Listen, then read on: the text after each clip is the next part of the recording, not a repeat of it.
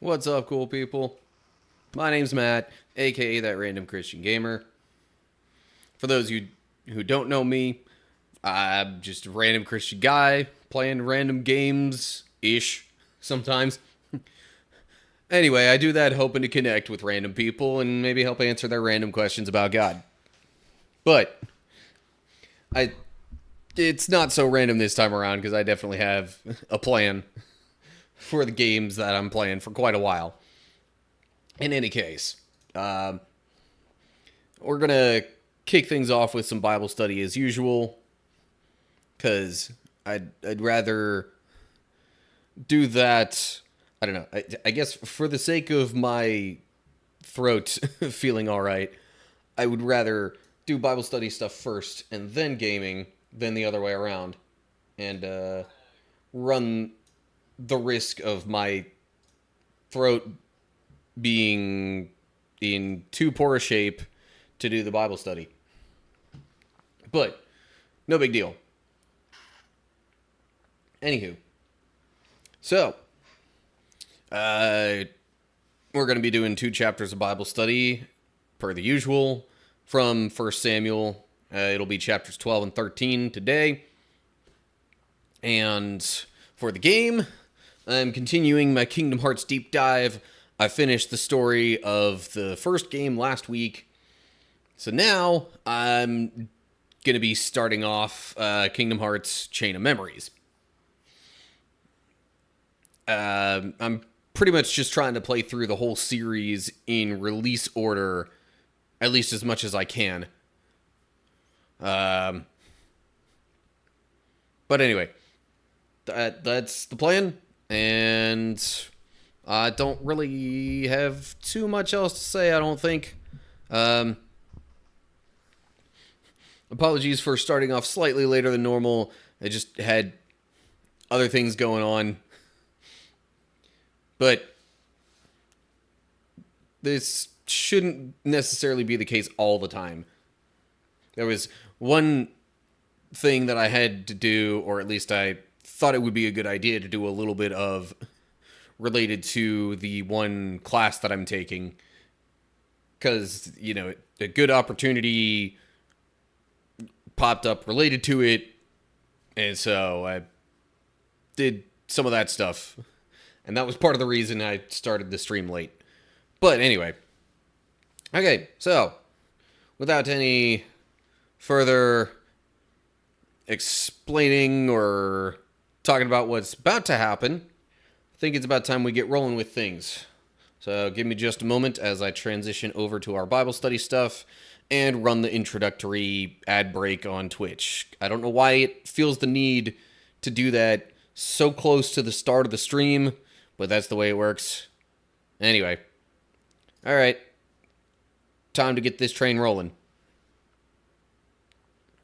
So, okay, we got that going on with the ad break. Switching my OBS scene over to our Bible study. And I'm pretty much ready to go with it.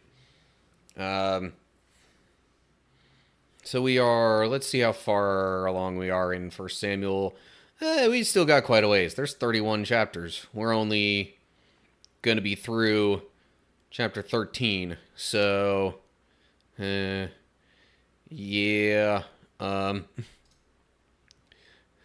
By the way, towards the end of this month, I'm going to have to take at least a week off from my streams. Because I'll be up in Pennsylvania visiting my family. That's where I'm from. But I'll be up visiting my family for my little sister's high school graduation. So, I believe I'm there like Tuesday through Wednesday. Or like I fly up there Tuesday and I fly back, a week and a day later. So, I could maybe replace the one Tuesday, what would normally be a Tuesday stream, with a Thursday instead. So I don't lose any more than 1 week in there. But at the same time, I don't necessarily have to do it like that. Like, at least, recording wise and scheduled content wise, aside from streams, I've got like more than a month worth of stuff backlogged, other than like little short clips from things. But anyway, it's enough about all that stuff. Suppose we are now ready to start rolling with our Bible study here. And I might as well just hit record before we get into any context, because then I can include the context in the videos that will be released later. So, here we go. Alrighty. So, we are looking at 1 Samuel chapter 12 right now. Long story short, Samuel has kind of been the main leader for a while. After he, served in the temple from a young age, or I guess the tabernacle. Anyway, he served the priests from a young age, but then the priests got themselves in trouble, and Samuel basically took on the leadership after that, sort of in the role of a judge. That's what we'll call it, I guess. But he's old at this point. Israel asked for a king. He has now anointed a king. They have someone who's set up to be the next leader. And that's when we get into this stuff here. So, I guess that's all the more context that's needed. I'm gonna go ahead and get rolling here with 1 Samuel chapter 12. Then Samuel addressed all Israel. I have done as you asked and given you a king. Your king is now your leader. I stand here before you, an old gray-haired man, and my sons serve you. I have served as your leader from the time I was a boy to this very day. Now testify against me in the presence of the Lord and before his anointed one. Whose ox or donkey have I stolen? Have I ever cheated any of you? Have I ever oppressed you? Have I ever taken a bribe and perverted justice? Tell me, and I will make right whatever I have done wrong. No, they replied, you have never cheated or oppressed us, and you have never taken even a single bribe. The Lord and his anointed one are my witness today, Samuel declared, that my hands are clean. Yes, he is a witness, they replied. So, this is, I guess, Samuel kind of passing the torch on to Saul, now that it's, fully established who the next leader is going to be for Israel. He's not, dying, per se, right now, but he's old, so he's, it's a reasonable enough time for the next leader to start taking the reins. He does mention that his sons also serve them, but they're not going to have the same level of leadership that Samuel did. And it's basically, in a way, I think he's also trying to say that, all right, well, I'm getting towards the end of my life. I want to make sure that I correct anything wrong that I might have done. So, let me ask all of the people. Can you all think of anything that I've done wrong? Because if so, call it out now and I'll fix it. Okay? I want to make sure that I don't leave any, loose ends when I depart from my leadership role. But they're like, nope, you've been good. Nothing to report here. So then, after that's completely established, then we get into verse 6 here. It was the Lord who appointed Moses and Aaron, Samuel continued. He brought your ancestors out of the land of Egypt. Now stand here quietly before the Lord as I remind you of all the great things the Lord has done for you and your ancestors. So we're going to get kind of a history lesson, which should be a reasonable enough reminder and even like summary of things that have happened in the Bible, seemingly at least from the time of Moses till this point. So then verse 8. When the Israelites were in Egypt and cried out to the Lord, he sent Moses and Aaron to rescue them from Egypt and to bring them into this land.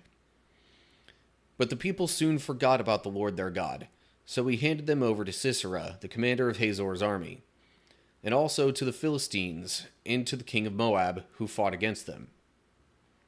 Then they cried to the Lord again and confessed, "We have sinned by turning away from the Lord and worshipping the images of Baal and Ashtoreth. But we will worship you and you alone if you will rescue us from our enemies." Then the Lord sent Gideon, Bidan, Jephthah, and Samuel to save you, and you lived in safety. Alright, I'm going to pause there for a sec. More than a sec, but anyway. So, yeah, this is pretty much just a history lesson / recap of things that had happened. You know, so far the emphasis seems to be on the Israelites crying out to God for help, God helping them, and then they turn away, you know. Basically the cycle that we get a lot of in the book of Judges, but expanded a little bit beyond that. And we got a bunch of footnotes here. Hebrews says when Jacob was in Egypt, but that's essentially saying the same thing because, well, it actually explains it right here. The names Jacob and Israel are often interchanged throughout the Old Testament, referring sometimes to the individual patriarch and sometimes to the nation. In this case, if it was saying when Jacob was in Egypt, it would be referring to the nation of Israel, because Jacob was given a new name from God after like wrestling with him. So then Jacob got the name Israel from that moment, partially because that's the meaning of the name Israel. It's dealing with, like, wrestling with God. So anyway, they were in trouble in Egypt, asked for help, God helped them, but then they turned away, and other people came and started ruling over them after they got into the promised land. After a while, they realized they messed up. They asked God for help, and so God brought the judges, some of which are these people here. Now, okay, Hebrews says Jerubbaal instead of Gideon, but that was sort of a nickname for him because he had actually, like, torn down a statue of Baal very shortly after God had spoken with him and said, all right, you're going to be the one to lead Israel for me, but the first thing you gotta do is to get rid of all these idols. I definitely don't recall seeing the name Bidan before, but Greek and Syriac versions read Barak. Okay, so that was the one who, like, commanded the armies in the time when Deborah was sort of a leader in Israel. But, you know, they didn't really have women leading the armies and such. She was just considered, you know, wise, knowledgeable, and one who could discern the will of God. Barak was the one who was leading the armies, though. And then Jephthah, no footnote there. Jephthah's just Jephthah. Footnote at Samuel. Now, the Greek and Syriac versions read Samson, which makes a little more sense. It would be kind of odd if Samuel referred to himself in third person, but because of the way Hebrew, especially ancient Hebrew, I don't know, because of the way ancient Hebrew was written, it, you know, there's a lack of vowels, there's other kind of quirks of the language that make it not totally obvious in some cases what the name might be. Just like, you might get Joseph being similar to Yeshua, or even just Joshua. So, anyway, that kind of stuff. But the point is, they asked God for help again, and God brought the judges to help save them. Anyway, then we get to verse 12. But when you were afraid of Nahash, the king of Ammon, you came to me and said that you wanted a king to reign over you, even though the Lord your God was already your king. All right, here's the king you have chosen. You asked for him, and the Lord has granted your request. Now if you fear and worship the Lord and listen to his voice, and if you do not rebel against the Lord's commands, then both you and your king will show that you recognize the Lord as your God.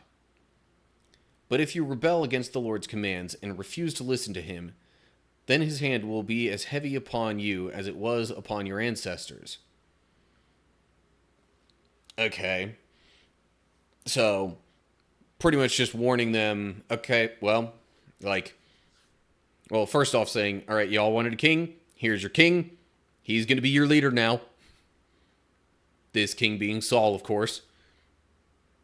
And then he's kind of giving them a warning that has been repeated a couple of times when significant leaders have passed the torch, essentially saying that, okay, if you all follow God and, do what he wants, obey his commands, things will be good. But if you don't, it's not going to look pretty. So then in verse 16, we read, Now stand here and see the great things the Lord is about to do. You know that it does not rain at this time of the year during the wheat harvest. I will ask the Lord to send thunder and rain today. Then you will realize how wicked you have been in asking the Lord for a king. So Samuel called to the Lord, and the Lord sent thunder and rain that day. And all the people were terrified of the Lord and Samuel. Pray to the Lord your God for us, or we will die, they all said to Samuel. For now we have added to our sins by asking for a king. See, all along, Samuel knew that God didn't really want them to have a king, but they had pretty much asked, even for a while, for a ruler kind of like a king. Anyway, just noticing chat comment. Sorry if there was a slight delay there, Temple Snail. I've got the chat windows in a totally different spot from where I'm looking for Bible study stuff. Anyway, so the Samson Samuel thing is just, so there was a footnote here, like, in this particular translation, they render this name as Samuel, but different ancient texts often used for translation read it as Samson. Now, both were judges of a sort, very different types of people, but it just seems a little odd to me that Samuel would maybe refer to himself in the third person here. So saying it was Samson makes a bit more sense. Samson was also, I think, the last judge in Israel before Samuel anyway. So, but I guess with Hebrew being, you know, especially ancient Hebrew, not being like most modern languages, and add to that any translation that would have gone to other languages used in other ancient texts. It's not 100% sure. Either name makes some sort of sense there. I just think it's odd that Samuel would have referred to himself in the third person. But anyway, uh, so the Israelites asked for a king. Samuel knew that, like, God was supposed to be their king. He was supposed to be the one who dictates how, the rules for them to follow, the one who decides where they should go when they should attack, retreat, reap, sow, pretty much anything like that. But because the Israelites sort of panicked due to fear of Nahash, the Ammonite king, and the fact that Samson was getting old, along with other prior desires for wanting another ruler like that, they just kind of they asked for a king, and both the Lord and Samuel kind of just went along with it.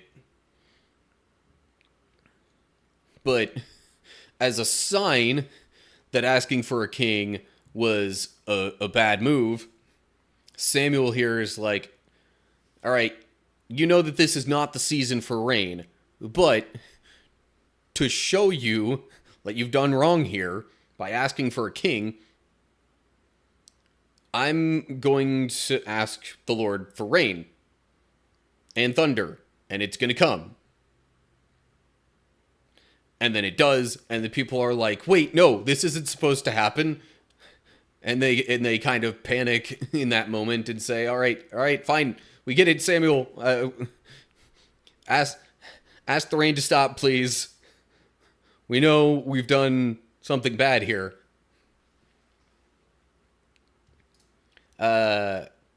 So then we get to verse 20. Don't be afraid, Samuel reassured them. You have certainly done wrong, but make sure now that you worship the Lord with all your heart and don't turn your back on him. Don't go back to worshiping worthless idols that cannot help or rescue you. They are totally useless. The Lord will not abandon his people, because that would dishonor his great name. For it has pleased the Lord to make you his very own people. As for me, I will certainly not sin against the Lord by ending my prayers for you, and I will continue to teach you what is good and right. But be sure to fear the Lord and faithfully serve him. Think of all the wonderful things he has done for you. But if you continue to sin, you and your king will be swept away. And perhaps the rain coming in was supposed to be symbolic of them getting swept away as well, because, like, if you think about floodwaters sweeping things away,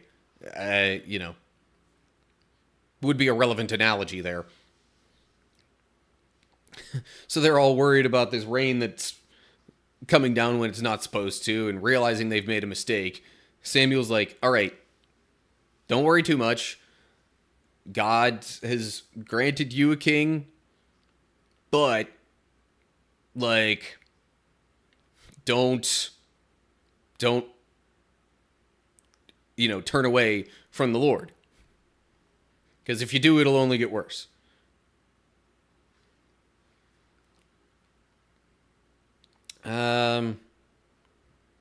That's really about all the more thoughts I have on the chapter. Also, looking at chat stuff now, trying to stay a little more, trying to keep an eye on that a little bit better now. No Dead Sea Scrolls preserved verse 11, unfortunately. Which was this verse here with all the names. That also, the fact that there are no Dead Sea Scrolls that have that is unfortunate and certainly does not help the translation efforts. But like I said, there's multiple different ancient texts that they try and pull from for these translations. And it's usually where there's any sort of differentiation on that kind of stuff that you see a lot of the footnotes. Or if there's just other particular decisions that the translators made that it was like, could be this way, could be that way. We went with this. It'd be nice to see what Hebrew Scrolls from 2,000 years ago said instead of Hebrew Scrolls from 1,000 years ago. Yeah, that certainly wouldn't hurt. But, the older texts are, the more difficult it is to, keep them in good shape. And especially with all the crazy things that have happened in and around Israel over the past couple of millennia. It's it's an unfortunate truth of the matter that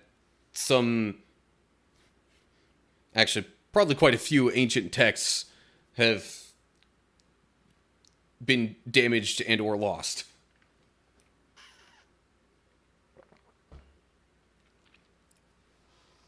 Anyway, so that was all I had on that chapter. We still got another chapter to go for today, though. Doing the usual 2 per week. In between, hi there. How you doing there, Temple Snail? It seems like I haven't seen you in a while, so it's nice to hear from you again. I'm pretty sure you've been in my streams before, though. You might have noticed I changed a couple things up a little bit, but that's just emblematic of changes in my life lately. Zach Lee, howdy doody. How are you today? I'm sure you're going to ask me that as well, so I'll just say I'm pretty good. I can't say I've had a lot change week to week. I'm just cruising along with not much to complain about. Doing well. You were going to ask. Yeah, I apologize if it seems inconsiderate that I'm assuming such things, but it's quite common for people that come in to ask me how I'm doing, like, at the same time. So, anyway. Well, Zach, you came in the midst of the Bible study. Didn't miss all of it. We still got one of the 2 chapters left to go. So, feel free to stick around, add some thoughts and discussion material. Whether questions, thoughts, whatever it is. You were listening and lurking to the first part. Gotcha. Okay. All good. Lurking is fine as well. The viewership is always welcome. Anyway, my phone is going off with all sorts of things that I apparently don't care about. I like to make sure that I'm not missing any important messages, though. Anywho, okay. About time we hop into the next chapter here. Alrighty. So we're looking at 1 Samuel 13 now. And basically Samuel has officially kind of stepped down as Israel's primary leader.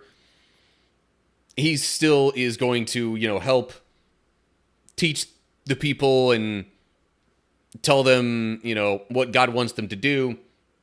But Saul is now kind of like actual primary leader, especially from like a military standpoint or, other kinds of things like that that generally are better suited to someone of a younger age than Samuel. So, otherwise, there's not too much else to say. I guess there was also mention of maybe some continued conflict with the Philistines or other things like that, but we'll get more on that matter in this chapter anyway. So here we go. 1 Samuel 13. Saul was 30 years old when he became king, and he reigned for 42 years. Saul selected 3,000 special troops from the army of Israel and sent the rest of the men home. He took 2,000 of the chosen men with him to Michmash and the hill country of Bethel. The other 1,000 went with Saul's son Jonathan to Gibeah in the land of Benjamin. Okay, footnote there at 30 years old. That's how it reads in a few Greek manuscripts. The number's missing in the Hebrew. The Hebrew doesn't include, either it doesn't include his age, or like, it could have been a damaged part of the ancient Hebrew text. But it's reasonable to assume that Saul was at least fairly young. And then it says he reigned for 42 years. Hebrew said, the number is incomplete in the Hebrew. So yeah, that would tell me the odds of the Hebrew document being damaged is even more likely, since there's both the 30 and part of the number of years that he reigned missing. But I'm guessing they got the 42 years then from the Greek manuscripts, that they got the 30 years old from over here. So anyway, Saul then selected some special, probably highly competent and combat trained troops from Israel's army to presumably go deal with the Philistines, or at least some of the fighting. Now, I think it was mentioned a couple of chapters ago that there were like 300,000 or so, Israelite men fighting against the Philistines. So Saul has taken a much smaller contingent of them to carry out whatever operations are about to happen here. But anyway, then we get to verse 3. Soon after this, Jonathan attacked and defeated the garrison of Philistines at Geba. The news spread quickly among the Philistines. So Saul blew the ram's horn throughout the land, saying, "Hebrews, hear this. Rise up and revolt." All Israel heard the news that Saul had destroyed the Philistine garrison at Geba, and that the Philistines now hated the Israelites more than ever. So the entire Israelite army was summoned to join Saul at Gilgal.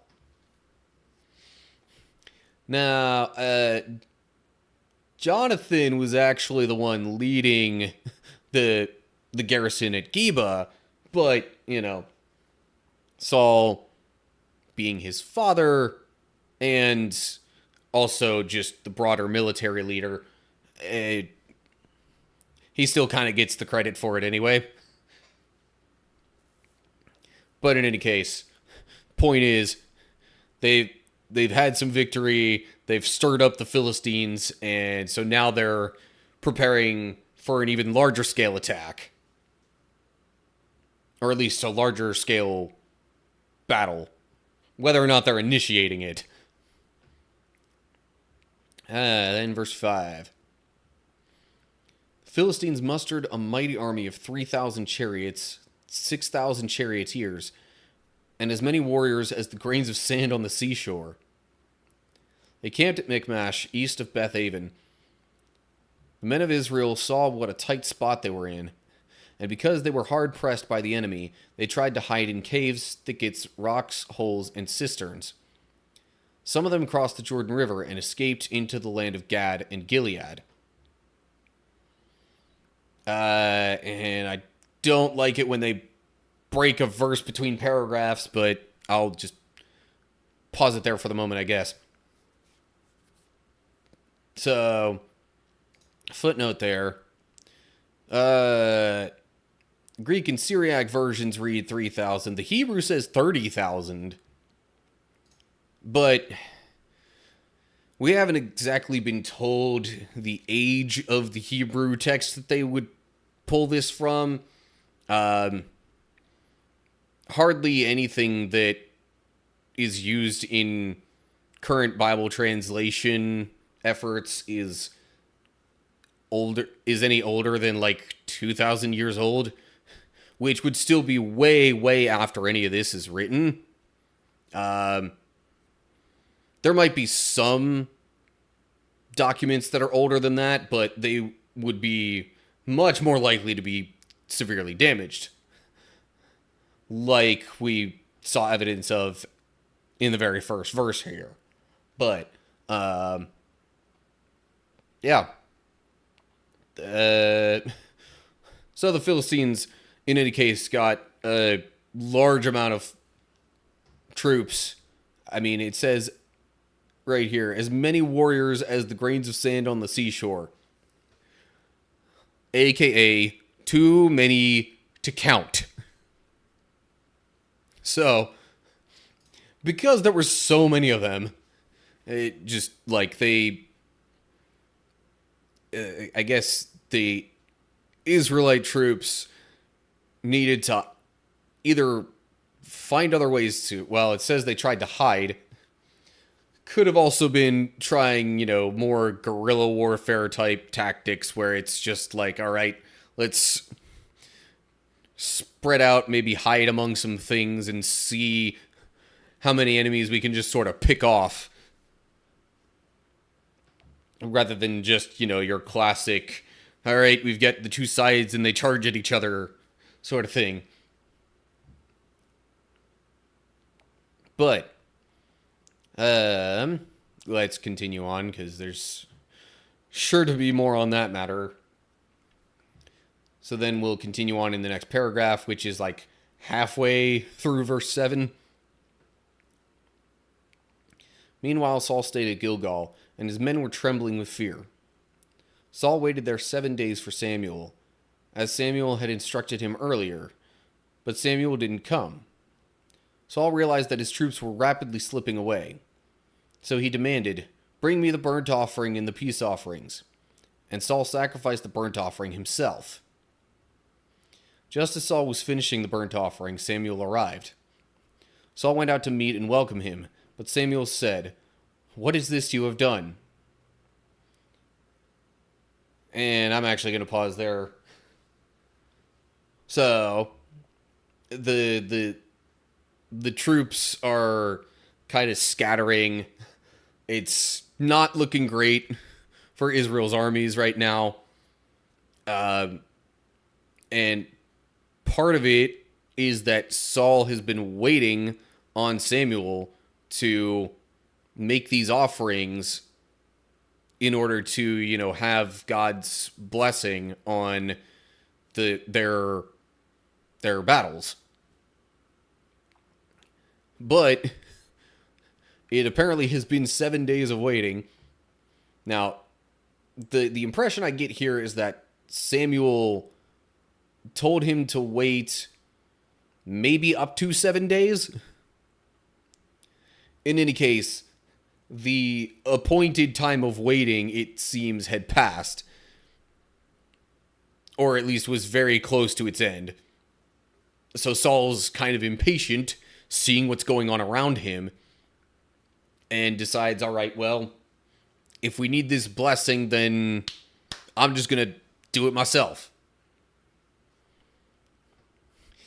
But that clearly didn't sit well with Samuel. I mean, yes, Samuel first thing he does is come up and ask, "What have you done? Like, you were supposed to wait for me. Why didn't you wait?" So then, continuing from there, Saul replied, "I saw my men scattering from me, and you didn't arrive when you said you would, and the Philistines are at Michmash ready for battle." So I said, "The Philistines are ready to march against us at Gilgal, and I haven't even asked for the Lord's help." So I felt compelled to offer the burnt offering myself before you came. "How foolish," Samuel exclaimed. "You have not kept the command the Lord your God gave you. Had you kept it, the Lord would have established your kingdom over Israel forever. But now your kingdom must end, for the Lord has sought out a man after his own heart. The Lord has already appointed him to be the leader of his people, because you have not kept the Lord's command." So, it doesn't exactly say the timing of everything, especially not quite the timing of this in relation to when Saul was first chosen as king. But seemingly not that long after, or maybe it was the majority of these 42 years. I don't know. But in any case, that seems unlikely, though, because Samuel was already old when Saul was anointed king. Samuel still being alive seems a bit unlikely at this point. But anyway, big picture, though, Saul didn't wait, and by not waiting, disobeyed what he was told by Samuel, which probably came directly from the Lord. So basically, because of disobeying God's commands, Saul is now, he is not going to be blessed with as long of a reign, I guess. Or at the very least, Samuel's now saying that his descendants aren't going to necessarily keep ruling over Israel after him. Because, when it says the Lord would have established your kingdom over Israel forever, obviously Saul himself wouldn't be reigning over Israel forever, but it was kind of thought that their descendants are, continuing the same kingdom, the same rule.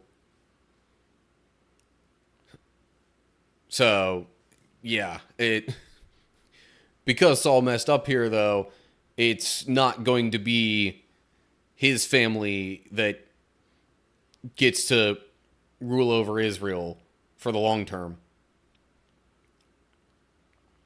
All right. Were there any footnotes in this section that I missed? Doesn't look like it. Okay. So then I will get a quick sip of water here. And then we will move on to verse 15. Samuel then left Gilgal and went on his way. But the rest of the troops went with Saul to meet the army. They went up from Gilgal to Gibeah in the land of Benjamin. When Saul counted the men who were still with him, he found only 600 were left. Saul and Jonathan and the troops with them were staying at Gibeah in the land of Benjamin. The Philistines set up their camp at Michmash. 3 raiding parties soon left the camp of the Philistines. One went north toward Ophrah in the land of Shual. Another went west to Beth-horon. And the third moved toward the border above the valley of Zeboim? I don't know, near the wilderness. Now I'm realizing it keeps mentioning Gibeah and Geba. That could be another one of those just Hebrew translation kind of things. They might actually be the same place. Because it was previously mentioned that Gibeah was in the land of Benjamin. And I think I'm actually remembering a footnote from some previous chapter saying that it is sometimes rendered as Gibeah, sometimes as Geba. But anyway, just thought I'd mention that to maybe help alleviate some possible confusion on that matter. But yeah, so they had 3,000 troops at the start of this whole operation. Now they're down to 600. Not looking good. Especially considering it doesn't mention any significant damage that they've done to the Philistine armies. And now the Philistines are launching a multi-front attack. And footnote there, I just noticed. As in Greek version, Hebrew reads, Samuel then left Gilgal and went to Gibeah in the land of Benjamin. Rather than saying the rest of the troops met with Saul, or went with Saul to meet the army, and they went from Gilgal to Gibeah. So, I mean, it could be, at least in this particular moment, that maybe... Okay, but then it says here in verse 16 that Saul and Jonathan and the troops were staying at Geba in the land of Benjamin, so they certainly weren't still at Gilgal then. I mean, it's possible, I guess, that Samuel might have... In any case, they've got some real small numbers now, and things are not looking good. They're looking even worse than they did before. Alright. Then we get to verse 19. There were no blacksmiths in the land of Israel in those days. The Philistines wouldn't allow them for fear they would make swords and spears for the Hebrews. So whenever the Israelites needed to sharpen their plowshares, picks, or axes, or sickles, they had to take them to a Philistine blacksmith. The charges were as follows: 1/4 ounce of silver for sharpening a plowshare or a pick, and 1/8 ounce for sharpening an axe or making the point of an ox goad. So on the day of battle, none of the people of Israel had a sword or spear except for Saul and Jonathan. The pass at Michmash had meanwhile been secured by a contingent of the Philistine army. And that seems like that's not the end of this whole conflict, but that's all we get in this chapter. A couple of footnotes there. Hebrew says 1 pim instead of an ounce, which translates roughly to 8 grams, or at least that's the estimate.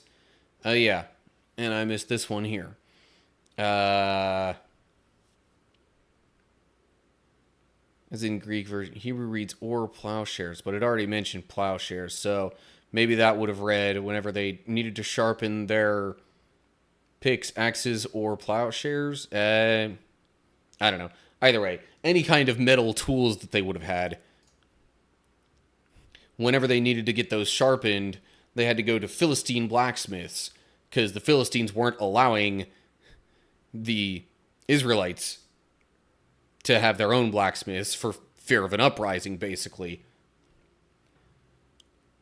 Or at least for fear of the uprising being better equipped. 1/8 ounce there says the Hebrew was 1/3 shekel. Okay, so that was 1/4 ounce. That was 1/8 ounce. Gotcha. So at this point, the tools for battle aren't necessarily ideal either. In addition to the low number of troops and other things just not looking good, you wonder if any of this misfortune had to do with Saul not following God's directions and burning the offerings himself when he was supposed to wait for Samuel. I'm sure that played at least some part in it. But, yeah, that's kind of where we leave things off for now. I guess there are some other chapters that continue this, but we'll have to get to those some other time. I mean, I could get to them now, but that's kind of what was planned for this particular live stream, at least. And if the thing is, if I do more chapters than I really had planned, then I run the risk of, just like kind of messing things up. And not that it's that big a deal, but I might end up like starting a stream in one book and ending it in another, which in my mind isn't exactly ideal. I'm also now realizing there is quite a delay between what I'm saying and doing and what's showing up in the live stream, especially on Twitch. Apologies for that. I did have a real quick OBS disconnect in the middle of all that. So I'm sure that's partially to blame. Although, were I to refresh the stream preview that I'm looking at, maybe that wouldn't be the case. I don't know. It's always a little harder for me, for whoever's streaming, to tell this kind of stuff. Because we don't exactly see what the viewers see. But, anyway. So, that does it for the planned Bible study, which means it is time to hop into some games. Well, a game. Specifically, Kingdom Hearts Chain of Memories. I will go ahead and run the usual Twitch ad break, and I'll play some music in the meantime while I transition things otherwise and step away for just a little bit. And then I should be back, hopefully ready to start the game after the break is done. After the ad break is done, ideally, maybe slightly longer, and that's why I'll have the music running. But anywho, okay. See y'all in a little bit.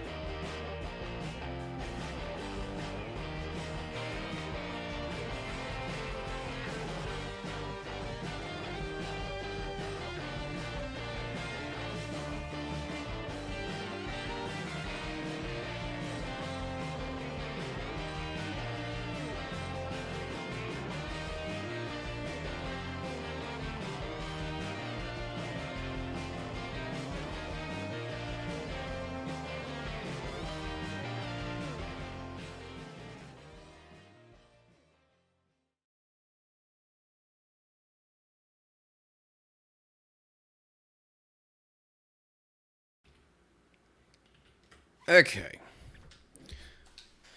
Still got a little bit to do in terms of getting the game set up, but otherwise, we should pretty much be set here. Okay.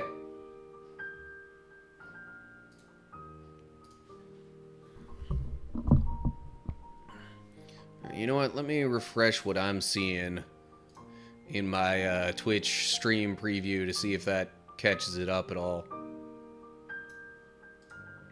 Okay, yeah. That's much closer to what I'm actually doing. Alrighty. So I'm gonna load up Chain of Memories here, and per my usual way that I record the start of a game, I'm going to have no webcam initially, and I'm gonna let the initial, like, startup logos and whatnot go through before I then kind of actually hop into the game. Anywho. Alrighty. So, I will switch over to this. I'm thinking I'll actually want to have my webcam over here for later on. At least as a start. I don't know. We'll get things figured out a little later. But for now, this will be the active scene, and we will get things rolling, I guess.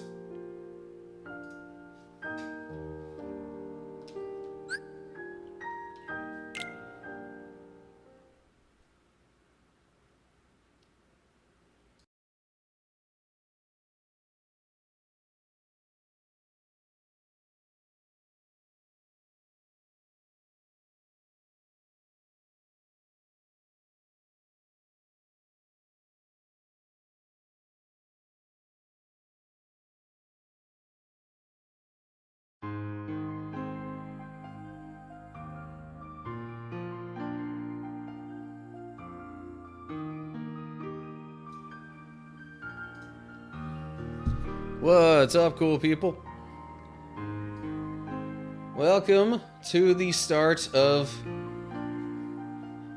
Kingdom Hearts Chain of Memories. Technically, Chain of Memories. They had to remake it for console play, because it was originally released on the Game Boy Advance. But anyway, before I get started with things, I have been asked to, give a random personal fact in the live stream. So, let's see here. I talked about my sisters already. Let me think through something else. I believe a prior redemption of that I mentioned taking Taekwondo. So, okay. Here's another little random fact. No, I'd rather not get that started right now. Another little random fact about me. I have lived for, you know, at least multiple months, close to a year, in 3 different states. I was born and raised in Pennsylvania. I currently live in Texas, but I also spent just shy of a year in California, because I was doing an internship with a church there. So there you go, there's your random personal fact. Alright, so I'm gonna get into the game here. I'm still probably gonna play on standard mode. Beginner, I don't want to wimp out. Proud mode, I don't want to get frustrated. So, yeah, this game is different and more difficult enough. But yeah. Also, thanks for the lurk, Jake. And yes, I did say I took Taekwondo for like 5 years. Okay, anyway. Gonna start up this game here. Probably gonna have some cutscenes. Or something like that. Vibration on, obviously. Yeah, I was actually, like, just 2 belts shy of black belt. But other things came up in my life and I stopped. Alright, getting the webcam out of the way for whatever's gonna hit us. This looks familiar.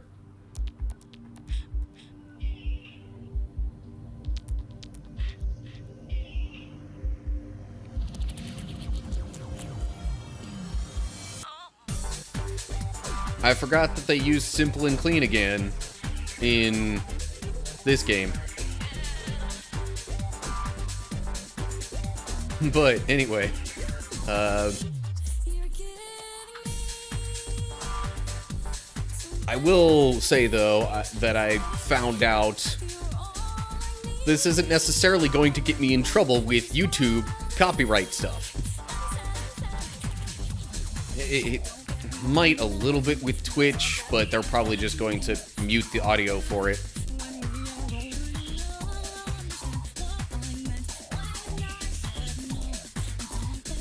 Yeah, we're pretty much getting a recap of Kingdom Hearts 1 here. Also, the order in which it's showing these is definitely not the same as the order that most players go through the worlds in Kingdom Hearts 1.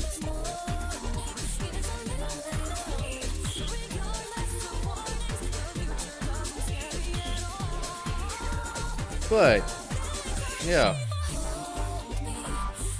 In case you missed the first game, here's your video recap of events.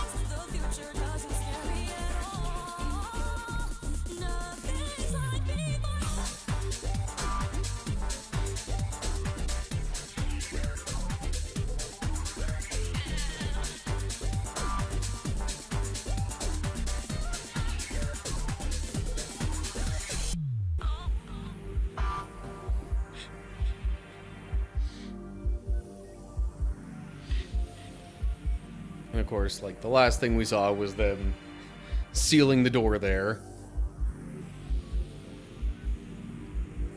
Well, and then, of course, Sora and Kairi being separated once more. Because Sora's trying to help Riku.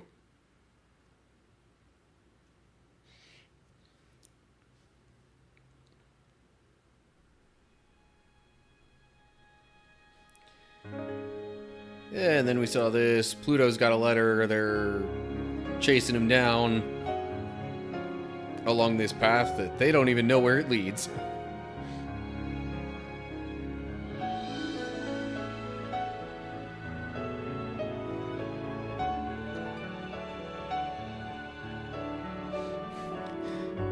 Yeah, I'm imagining they had to, like, upscale the graphics for the console version as well. Because the GBA, I don't think, was capable of having that high quality spread that far out. Lies something you need. But I should stop talking now, because this is new stuff. However, in order to claim it, you must lose something that is dear to you.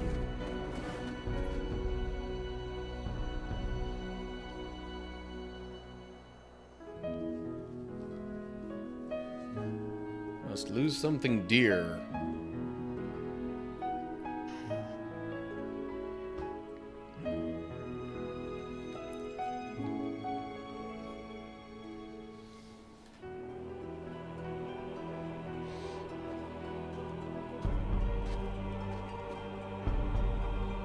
Well, that looks super friendly, doesn't it?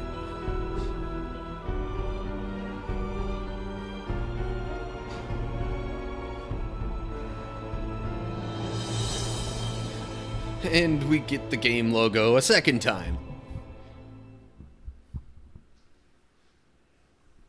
Because that's totally necessary.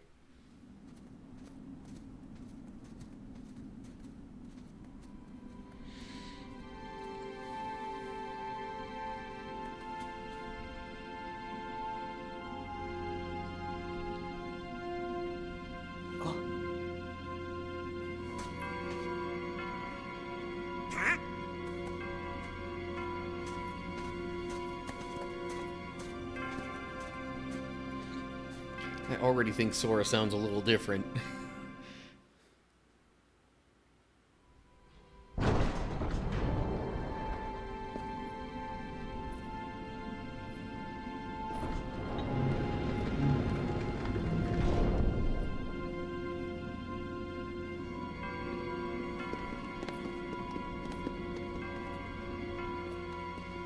You're not even gonna close the door?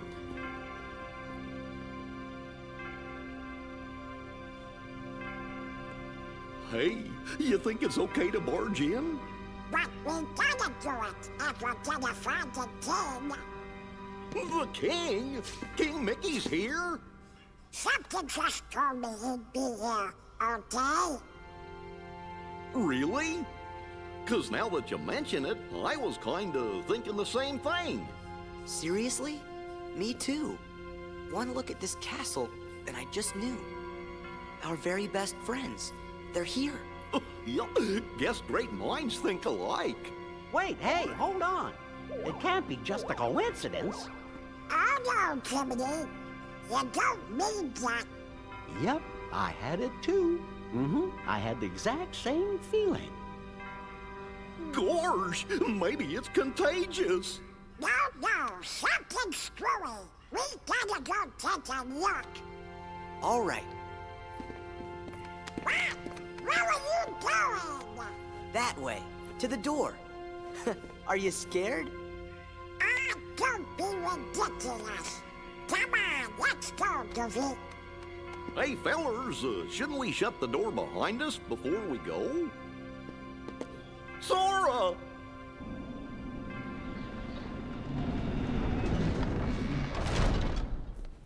That's it. Who are you? What? Hi, yes. Oh, yeah? I'll try some magic. Thunder! Come on. Thunder! Thunder! Come on. Blizzard! Fire!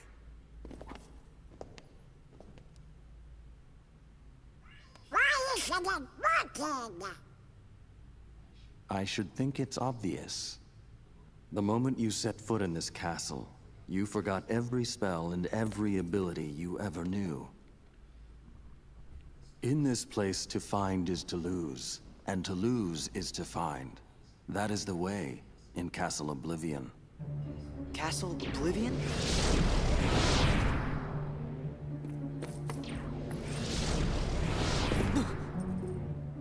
Here you will meet people that you have known in the past, and you will meet people you miss.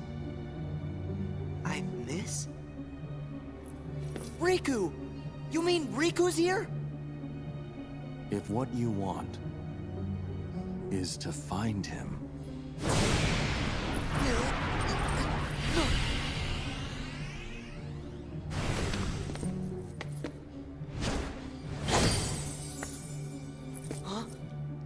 Yeah. What'd you do?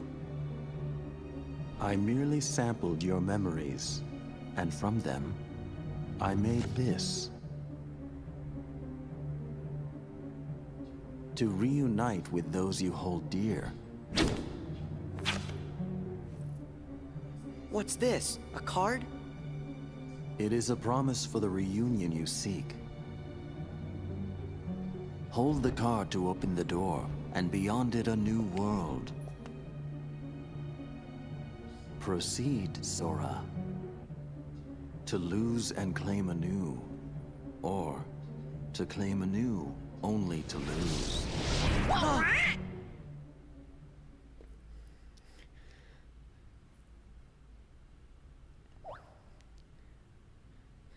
Come on.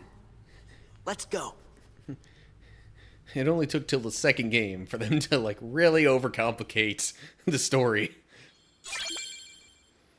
Card obtained, Traverse Town.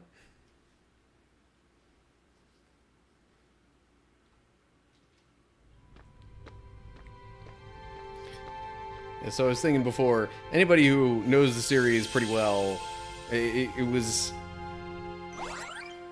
pretty apparent who was talking with Sora there. Left stick or D-pad, select card. You currently have only one world card. Press A to confirm.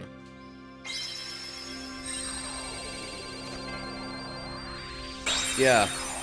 So, like, everything in this game revolves around cards.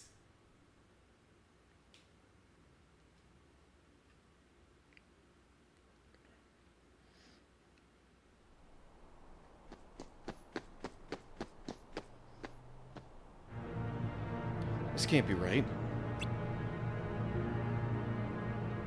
We're in Traverse Town.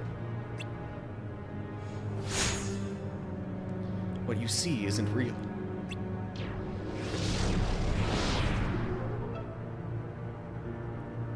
This town is an illusion created by your memories ingrained in that card.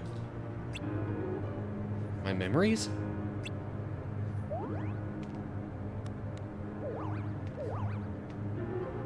Forget about that, Sora. We lost Donald and Goofy.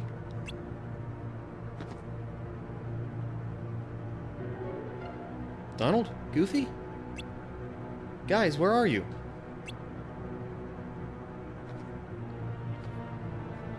What did you do with them?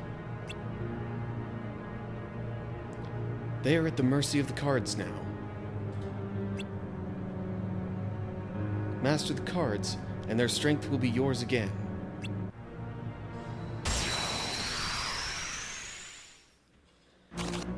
Yeah. Card stuff. Anyway. What's up, Altus? Hope you're doing well. I am just getting into this game here, and, yeah. Already way different. Anyway. You know what? Let me move my webcam to where it's not blocking the dialogue. Okay. The laws of this castle require that your friends be transformed into cards. If you value your friends, you won't fail to pick them up. Left stick moves, right stick looks around. I didn't even see what the other directions were there. Cards you pick up are added to the top of your stack. Use them, and your friends will come to your aid. Donald!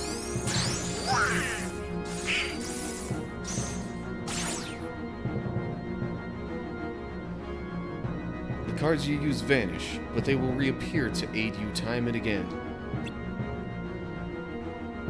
Cards are the hearts of your friends. Everything in this castle is ruled by cards. Whether an enemy or a door confronts you, cards are the only way to proceed. But you mustn't forget your own strength.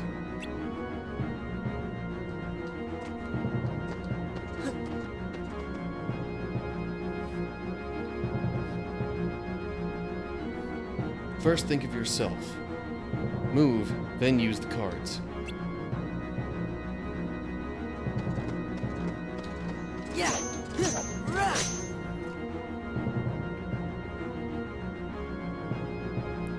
You now know how to use your strength, but it would be of no use if you lose sight of your opponent.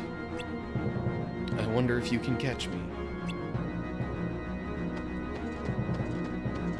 Oh, right trigger. Okay. I was pressing right bumper there. Good. Every move you make causes a card to disappear. If you use up all your cards, you will be unable to act. But there is a solution. Keep using cards until you run out, and I will show you.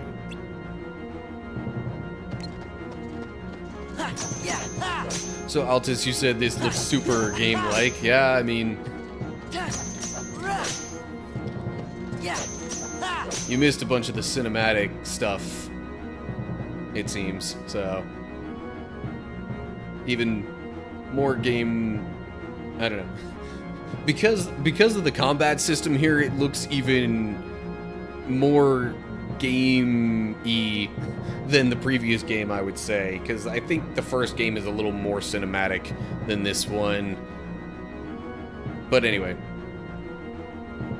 This is clearly not IRL. People just laugh when I show them a card in real life and say, "Sir, this is an Uno card." But yeah. Anyway, you have no more cards, and without them, no power. If you want that power back, you must focus. Bid the cards return to you, and they will.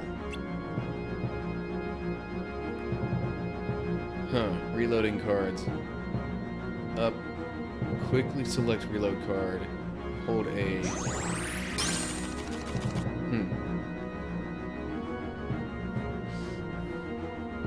The strength of your heart brought back the lost cards. You can recall spent cards at any time. You need only wish it. But each time you do, the cards will take longer to return. The cards are by no means unlimited. Use them wisely. Anticipate the flow of battle. And choose the most effective cards. You may use any card in your deck. Right, that's what the bumpers do. Why does the right bumper move the thing to the left? I guess because it's moving the current card in the direction of the bumper you press. Okay, fine. 4 card types you use in battle are grouped into 2 wider categories. First category includes attack cards, magic cards, and item cards. Second category consists entirely of enemy cards. To use cards from a different category... I'm sorry, the view... Which one's the view button? Okay. It's what I would call select.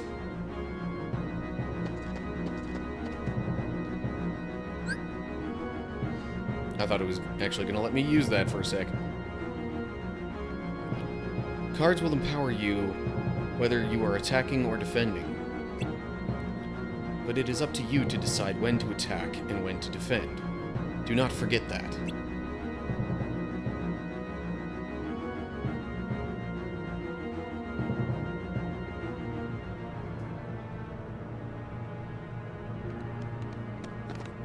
And another kind of, well, another scene that I need to do the voice for. Are you two alright? Where have you been? You tell us. When you opened the door, we saw a strange light. And the rest is just blank.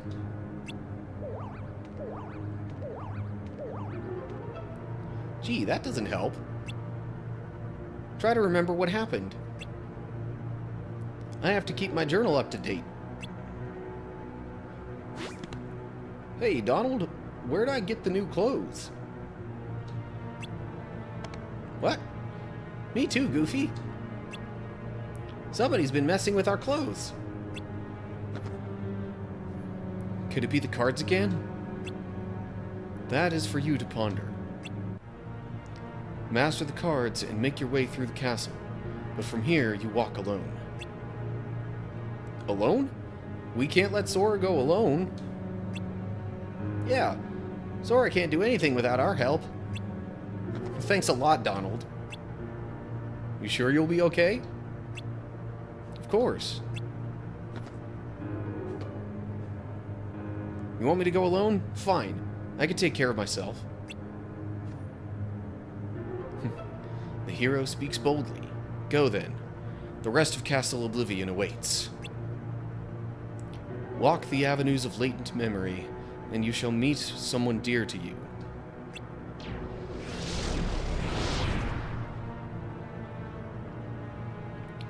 I've got a bad feeling about this. Relax, Jiminy. I'm ready for any tricks he's got up his sleeve. How hard can it be to figure out these cards?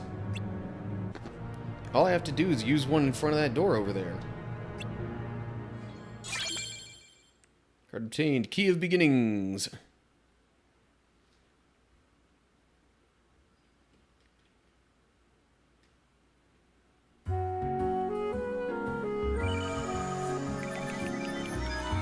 Hey, and we even get the little Traverse Town intro thing. You can perform the following actions in the field. Left stick move, right stick look around, press right stick face forward. That was probably the one that I missed earlier. when I was collecting the Donald card.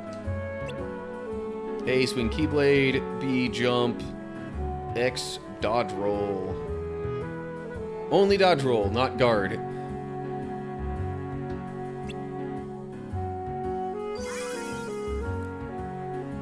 Striking objects in the field with your Keyblade yields various results. Try striking the barrel. Oh, okay. And now I'm realizing my webcam's covering something up there, so I'm moving it here. It's the first bit that I'm playing this, still trying to figure things out. Hello. I got a Blizzard card.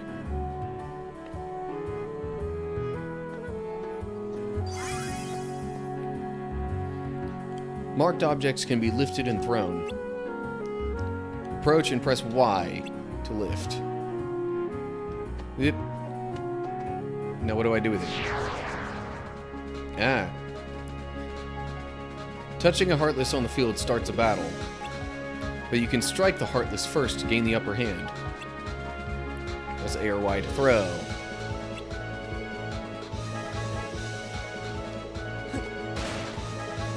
Aha! Yeah.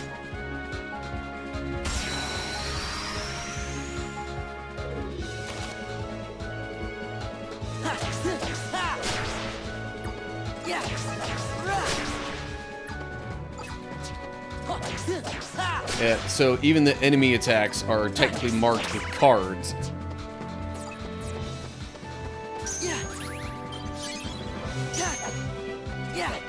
And the number values of the cards kind of determine which action overrules which. Tranquil Darkness, I'm not sure what that does. Anyway. To open doors in the field, press Y in front of the door. But I don't want to do that just yet. Also, maybe I should have been paying more attention to whether or not the health bar changed. I wouldn't think it would, but I don't know. Ooh, hello. Moogle points. Yeah, that's a thing that I'm sure will come up later. Alright. To proceed to the next room, you need a map card. And my face cam's in the way of stuff again. Map cards are used to synthesize new, unexplored rooms. First, select the map card you want to use. Left stick or D-pad will select the card.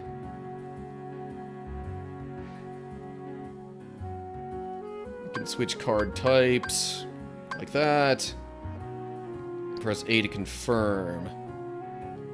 So that, if I use this, it'll be a room where only a few Heartless appear. If I do this, it'll be a room where I can save my progress with no Heartless. It's not letting me select anything but this one. The number you see in the middle of the screen is the criterion for opening the door. Criterion displayed now means that the door will open with a value of 1 or greater. You need to pick a card that meets this criterion. Cards have marked values from 0 to 9. 0 cards are special cards which meet most criteria. The card without a marked value is a key card. Key cards are only used at special doors. Okay, so I use this because it's a 1 and that meets the criterion. And yes, that is the proper singular form of criteria. I know people tend to use the plural a lot more. But anyway, the swirling crystal in front of Sora is called a save point. Yeah. We would recognize that from the previous game. Stand near it and press Y to open the save menu. But I have other stuff that I can get and look at in the meantime. Aha!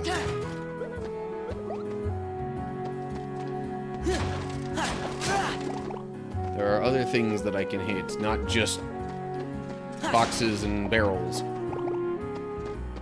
Okay. Time to save. Oh yeah, I guess I could bring back the webcam now.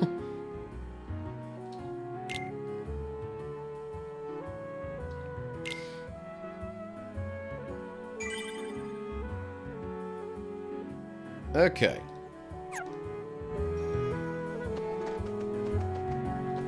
And now we go through this door. Needs a 2 or higher. And turns out this one has a 2.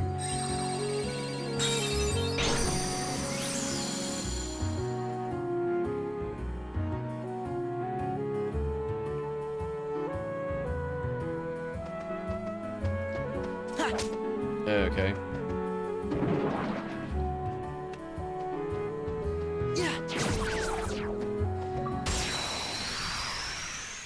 Ace Striker.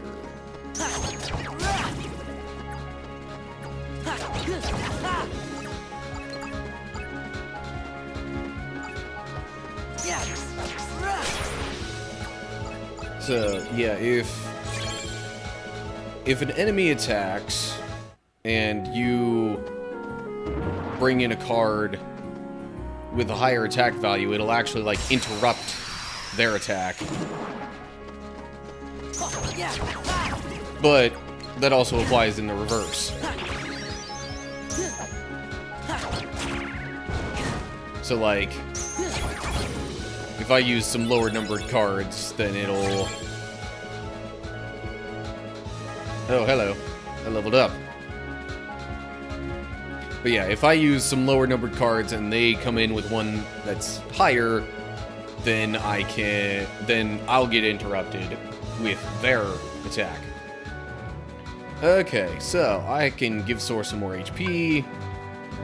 Give some more, I assume that's card points. He currently doesn't have any of these. I think I'm gonna go with that just to see what it is. So he learned Sliding Dash. Slide toward distant targets for a close range attack. Activation. 3 attack cards of the same type, total value 10 to 15. I don't think I've even actually figured out how to do that yet.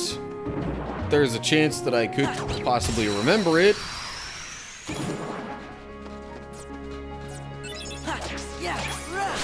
But I kind of don't at the moment. Now. Ah, that's how it happens. Okay.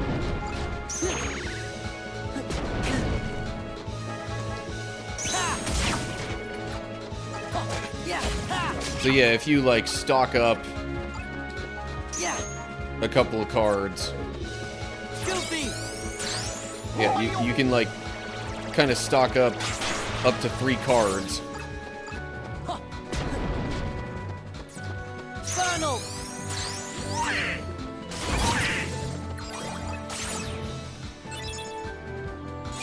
And then whichever cards you stock up can, like, you can just combine their power, basically, to do an even stronger attack.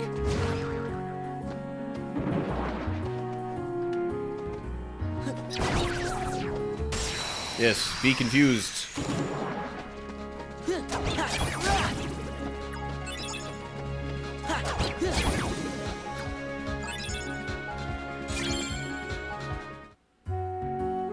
Oh, hello.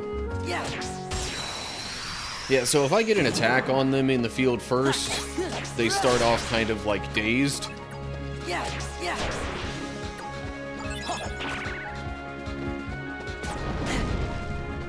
Why did I do that?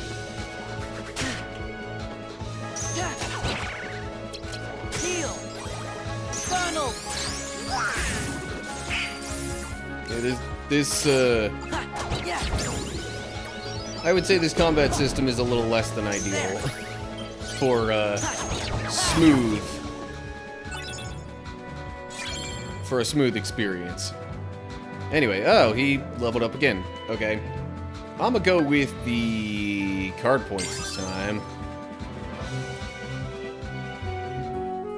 Because I'm pretty sure eventually that affects how large you can make your deck or whatever for combat stuff.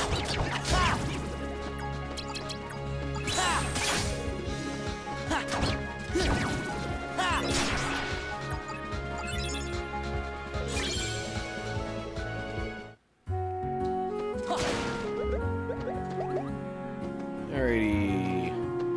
More Moogle points. I believe if I went through that door, I'd have to use a key card thing.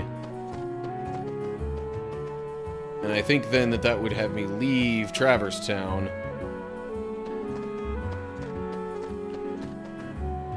It's generally a good idea to explore whatever you can.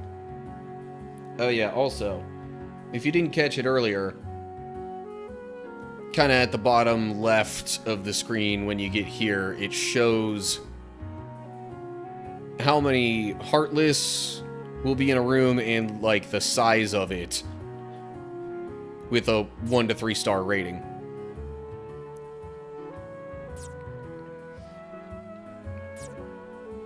And the color doesn't necessarily change that much.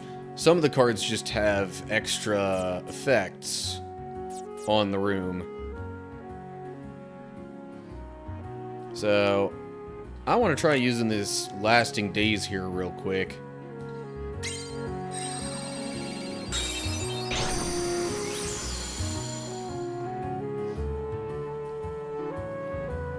So what happens then, I'm pretty sure, is that any Heartless that appear... Well, maybe not. I was gonna say, any Heartless that appear will be dazed right off the bat, but maybe that's not the case.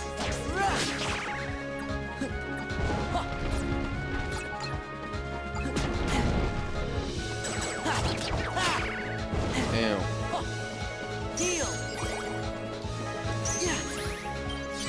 I keep wanting to do right bumper to lock on, honestly, because that's what it was in the first game.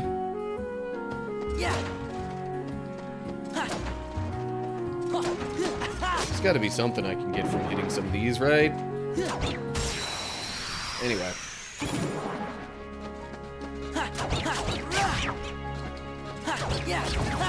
I guess maybe the amount that the enemies get dazed at the start winds up being a little bit higher.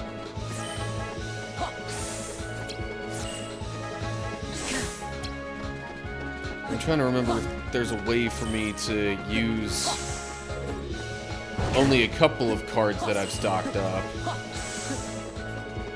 without necessarily going to all three. Okay. I apparently just need to hit both bumpers at the same time to make that happen.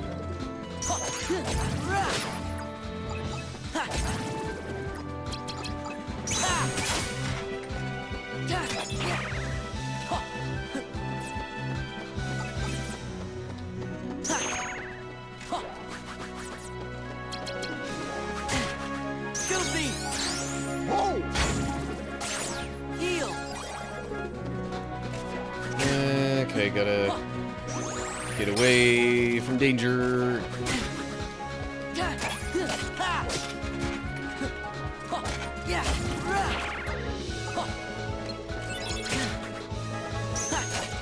Okay. Yeah. I'll admit the card system like really complicates combat compared to the previous game.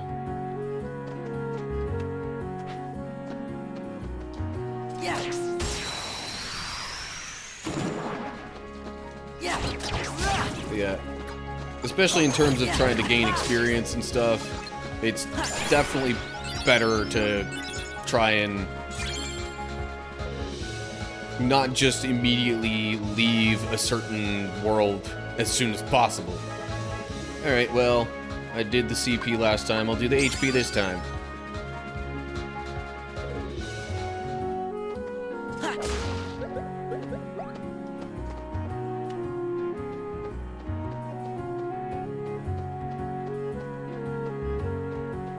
Alright, come on, I've picked this up. It's gonna be a little weird if I keep carrying it around and there's no Heartless showing up.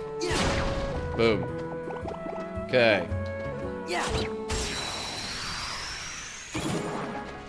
Yeah.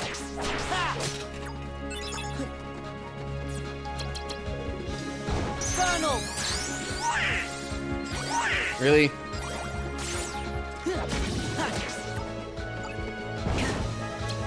I don't know why Donald thought healing was what I wanted most right there, but whatever.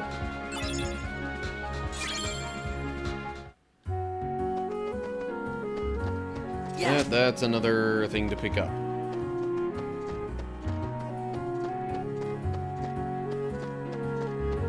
And there's still an even higher level.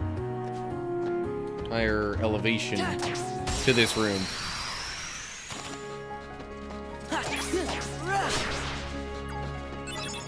And if I remember right, I think the rooms like reset whenever you leave a world. Does that just always happen if I combine a Donald card with 2 other attack cards?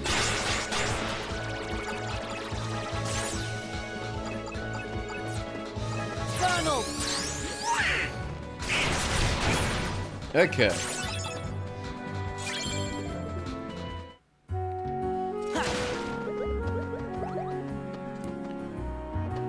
Yeah, and I guess not even just for levels, but also for like getting other cards to use and other things like that. Also makes exploring more a good idea. Generally speaking. Alright, I'm just gonna use Donald on his own. Because apparently if I try to combine him with things, then he's more likely to heal.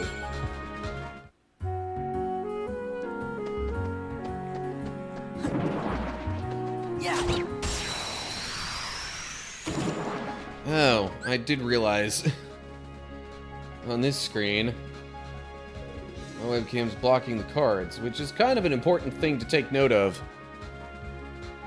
Alright, fine. The fact that I'm blocking out a little bit of something in the field or whatever isn't as big a deal, because what I'm blocking out there I think is just kind of the name of the room. So,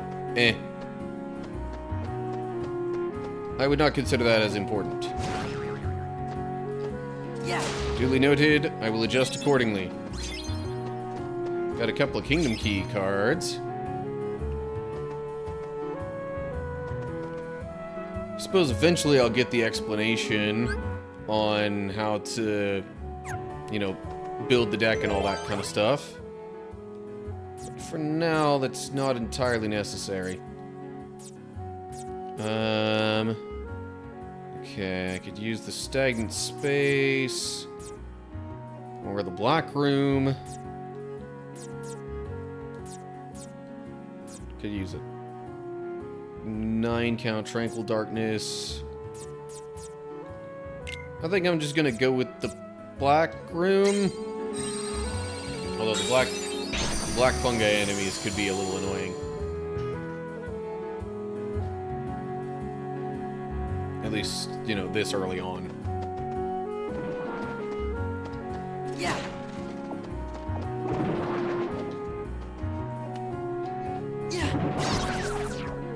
Okay, well that one's confused. So maybe it won't be too bad yet. Okay.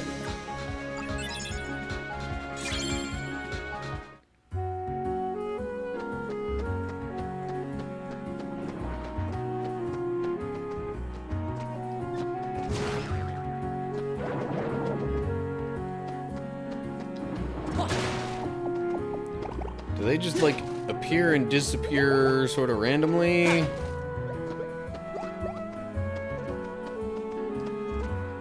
I'm not totally sure what the pattern is for all that, if there is any.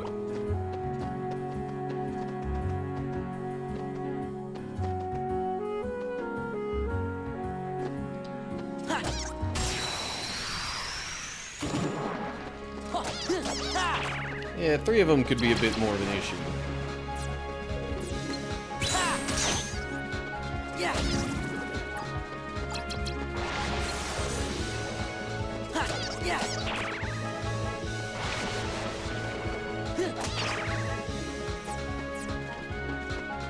So yeah, the trouble with 0 cards is that 0 value cards will beat anything, but also anything played after a 0 value card will beat that.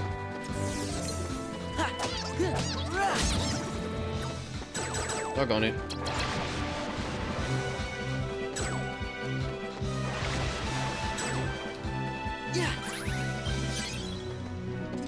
Really? Fine. Take this. And that. Even if you're like practically in the middle of hitting them, they can still interrupt your attack. That's what's really annoying about this system. Okay, be gone. Premium room. Okay. Well, I cannot go that direction any further. Therefore, I shall go this way. Oh, doors emblazoned with a crown are special doors. You'll need special cards called key cards to open these doors. But just having the key card isn't enough to open the door. You need the key card and 1 or more additional cards meeting certain criteria. Pick map cards that meet the criteria and you can open the door. So I need something green. Seemingly anything green. So, let me use this meeting ground here. Oh, but I don't have the right key card for it. Huh. Perhaps I need to go back. Can I just not... So even anytime I go back, I have to... Or maybe not. Okay, no. If I just step through there, the room doesn't get remade.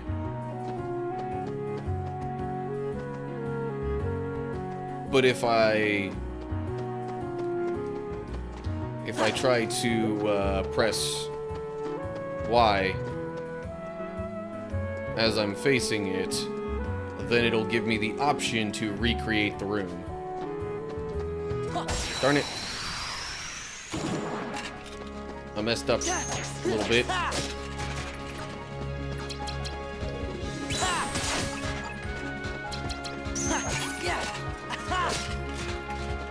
I heard the sound of a card entering the battlefield.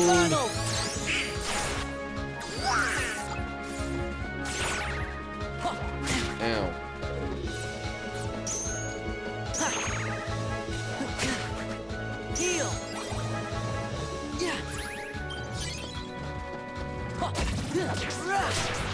So yeah, this battle system is not one of the most liked in the series, and I think that should surprise absolutely nobody.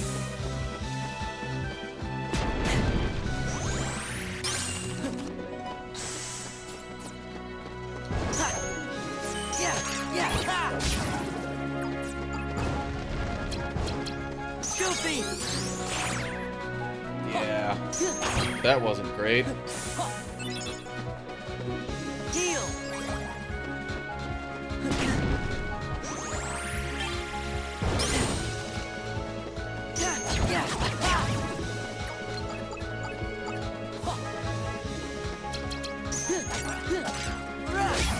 Yeah, so on the whole, I'm starting to think that it might actually be a little better to save some of the ally cards like Goofy and Donald for later on. Or like, you know, as I get into a battle, just like kind of stockpile them. Yeah. So I can hopefully have them do better things. Really, it's going to make me go all the way down there just to get the Moogle points. Come on.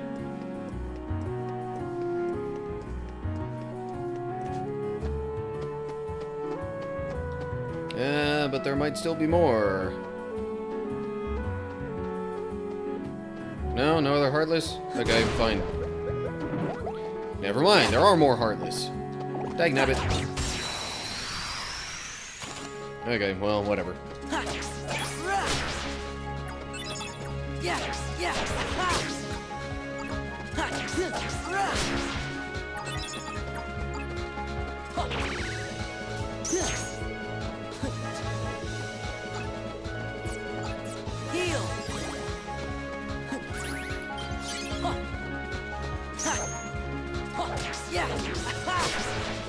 Yeah, the goofy cards I've gotten aren't exactly very high value, though.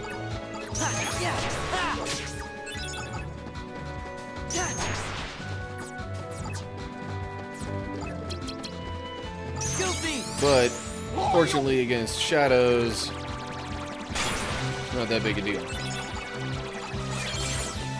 Strong initiative.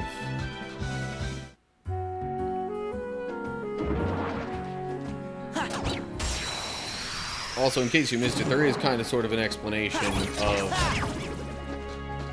the effects of each room card as you're about to use them.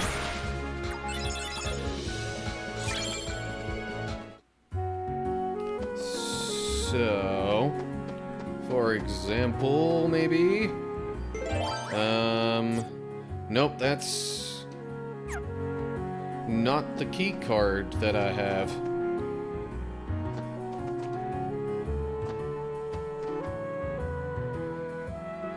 Okay, so maybe I really do have to just go through this one. Yeah, there's the key card I have. Oh, but I need to fulfill the other requirement first. Gotcha. Alright, anything with a 1 or higher. Alright, are there any cards I have 2 of? Okay, I could use the Sleeping Darkness. That's... I got one with a value of 2 there. Yeah. So let's go with that. And then the key card. And that's how you open those doors. But you gotta have the right key card to make it work. I didn't have the right key card for any of the others.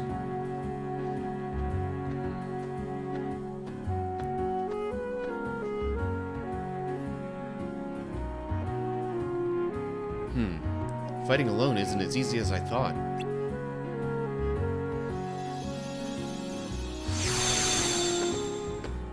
Huh?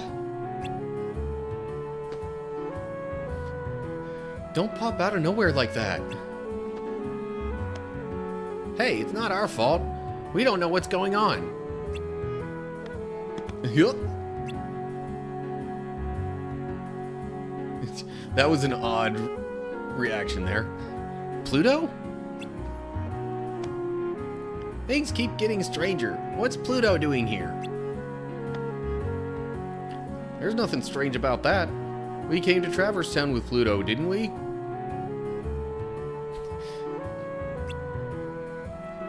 Did we?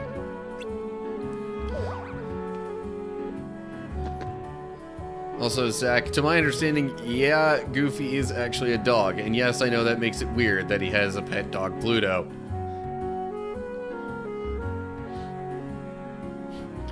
No, wait. According to my journal, it was before you met Sora that you came to town with Pluto. Well, he's right. We were chasing after Pluto, and that's how we ended up in Castle Oblivion. But aren't we in Traverse Town? Well, it's not really Traverse Town. I think the card created this Traverse Town inside Castle Oblivion. Ah, who cares about all that? It's too confusing. See, even Sora's confused by the plotline. I don't know where we are, but let's just keep moving forward defeating Heartless. We'll get somewhere.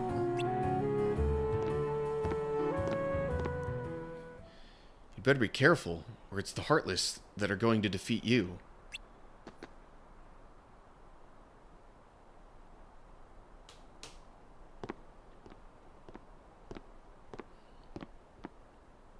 Leon, it's you!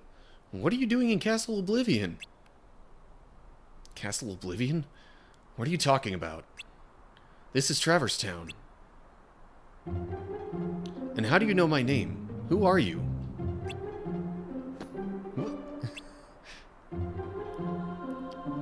I've never met the likes of you before. Quit playing, Leon. We all fought the Heartless together. You know that. Look, I don't know what you're talking about. I don't even know your names. You don't? Sorry. I can't believe it. How can you have forgotten about us? I feel for you, but you got the wrong guy. Happens all the time. Don't take it so personally, Sora. What? You do know his name! Now hold on. Why do I know your name? You think Leon's just kidding around? If he is, it's not funny. Sora's really upset. Who's kidding around, Goofy? You and Donald are the ones who... Hey! I don't get it. Something's wrong with my memory. What's happening here? I don't know, Leon. Maybe Aerith was on to something after all.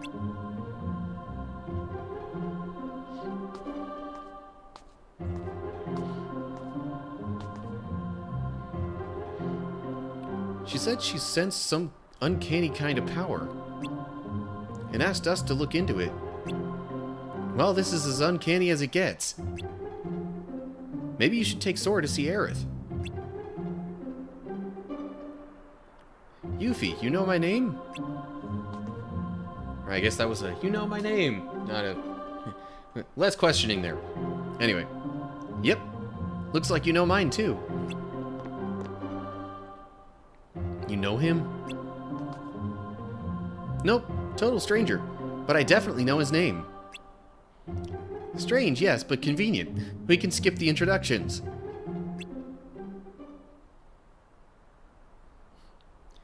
How is it that you can accept this situation so easily? I don't get you. Well, I'm gonna run ahead and fill Aerith in. Leon, you give them the grand tour. See you later.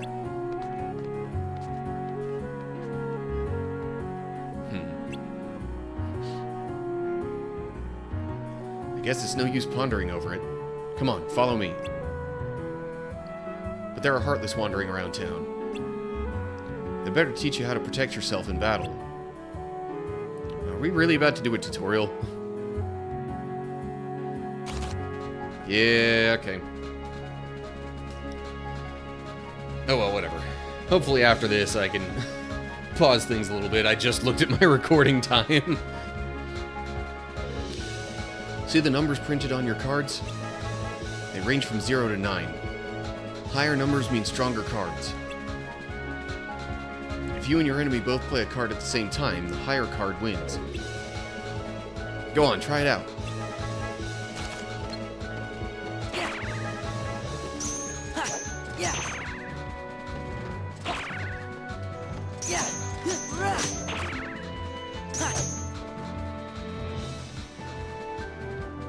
See how it works? Playing a card higher than your opponents and breaking through their defenses is called a card break. Playing a lower card results in your attack being deflected. Even powerful cards can be deflected if the enemy's card is higher.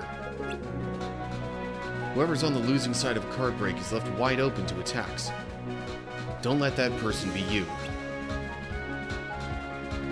Cards with 0 as their value are special. No matter what card the enemy plays, you can break it with a 0 card. But if you play the 0 card too soon, the enemy can break it with any card they play. In other words, it's the most powerful card if it comes last, and useless if it comes first. Try to make the most of it. Card values also affect the cost of assembling a deck. Keep that in mind. Now it's time to teach you how to stock cards. This is stuff I already know, but anybody who hasn't played already might not know it. You don't have to use battle cards one at a time. You can also assemble 3 cards and use them all at once. This is called stocking cards. Stocking cards and using them in threes is much stronger than using cards individually. Go on, give it a try. Stock any 3 cards in your deck.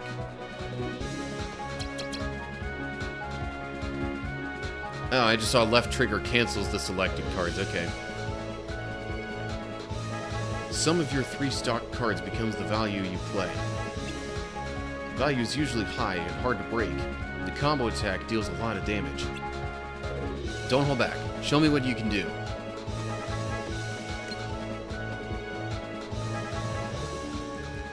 Okay, so if I didn't use... Yeah.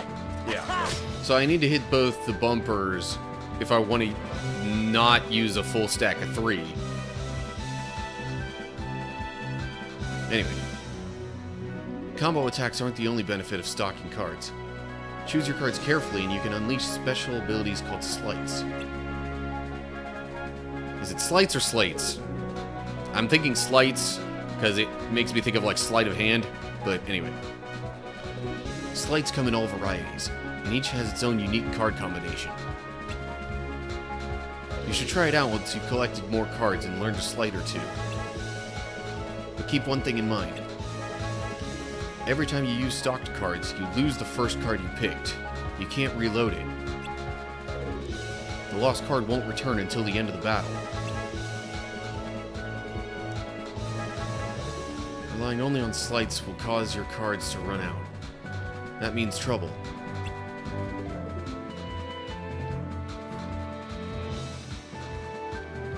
Yes, Zach, I know slay is spelled pretty much like that, but without the T.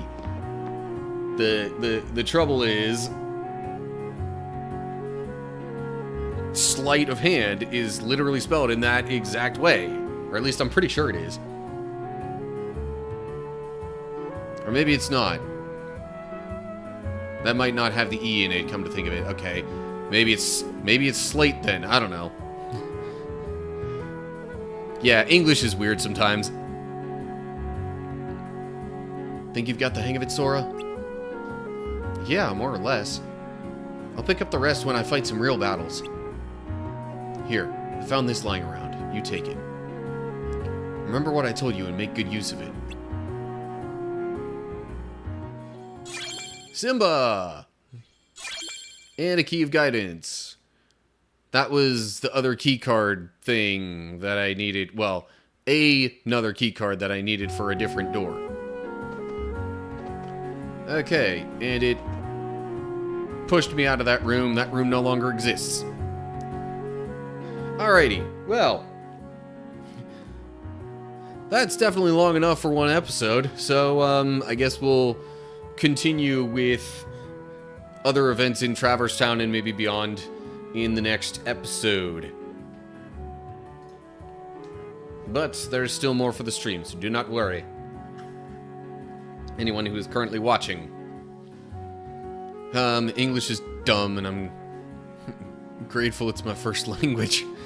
Feel bad for those who have to learn it later in life. Yeah, really. Oh, man.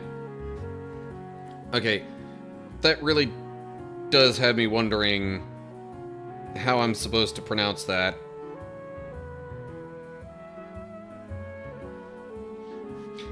I'm gonna look it up at my phone so I don't have to, like, mess with any of my computer or browser tabs, though. Okay, that is how sleight of hand is spelled.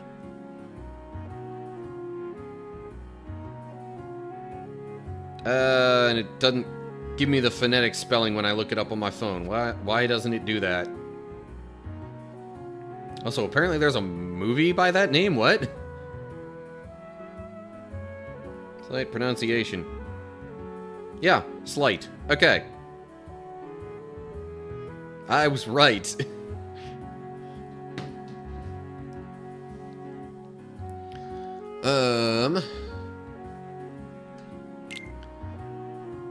So I could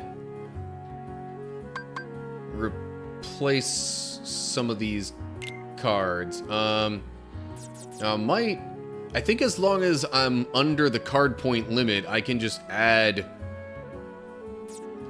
pretty much whatever cards I want.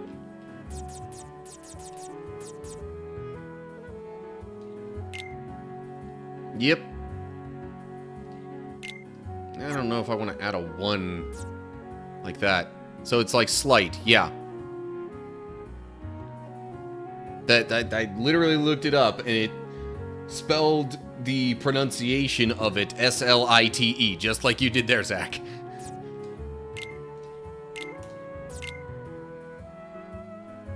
I could get another healing card in here. What if I put it there? Is that going to replace? No. It just... Okay.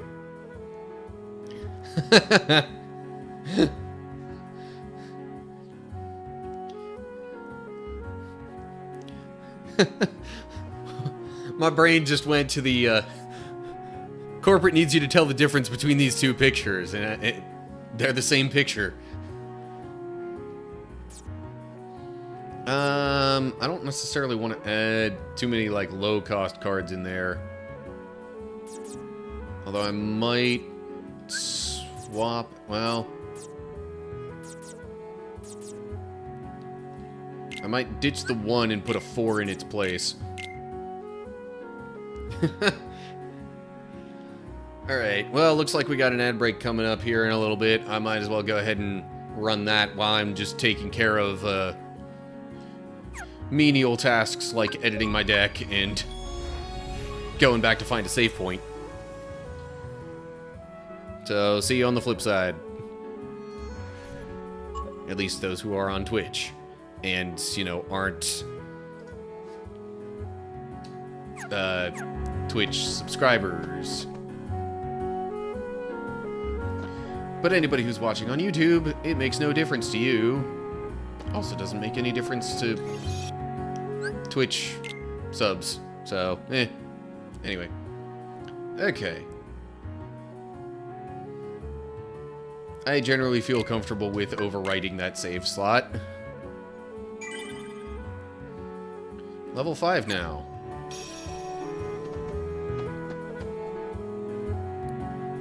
Okay. So now I gotta make my way to the one other door. Also, is there anything else in this menu that I'd really want to take a look at? Oh, yeah. It actually shows you a world map. That gives you a save point. What if I press A there? Interesting. I guess it describes what all you need to get into those rooms then. Interesting. Anyway. And then you can check on any other cards you might have, like world cards or map cards or anything like that. Anywho.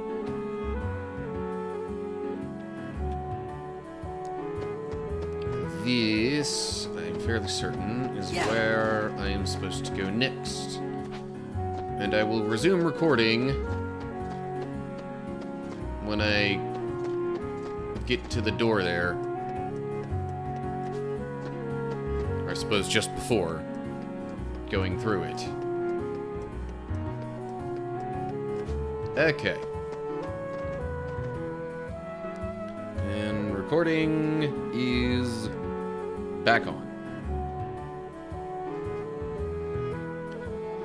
Alrighty. So I did a little deck editing in between recordings and also saved again. I got myself to this door, which I'm pretty sure is the next one I need to go through for more story stuff. So I need 3 or higher. which I could use the Tranquil Darkness there. That seems like probably the most reasonable thing to do. One of those, and then this. So I guess this is how they make sure that you go through the story parts in a certain sequence.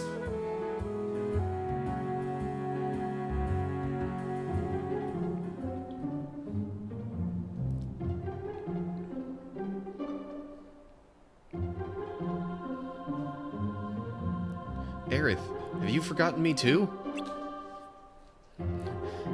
I don't know whether to say nice to meet you or good to see you again. I don't think I know you, but I still feel like you belong here. Yeah, exactly. Like we've never met, but it still doesn't feel weird knowing your name.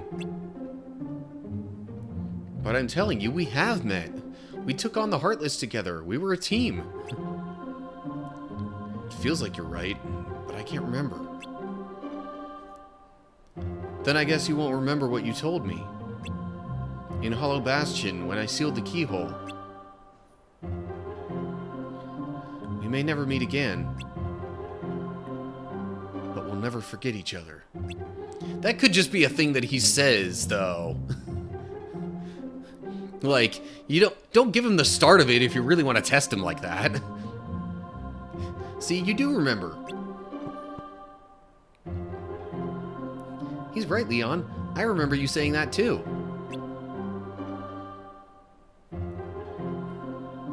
I guess I can't write it off as a coincidence then. I don't have any memory of it, but somehow I still remember. I think your heart is doing the remembering for us. My heart? But yeah, that's where the cards came from. Sora, come on. We don't know you, Sora, but your heart is full of memories of us together. Those memories must resonate in our hearts, too. Maybe they tell us things we couldn't otherwise know. So you're saying that Sora's memories are affecting ours? His memories do seem to have a certain power. Maybe it's like that guy said then. This town is just an illusion, something in my memories created. And there's someone special to you in this town? How did you... Ah, I get it. My memories are resonating with yours, telling you what happened. Yeah, a friend of mine is somewhere in this town. I mean, Castle Oblivion. Castle Oblivion? What's that? There aren't any castles in here. That's not quite what I mean.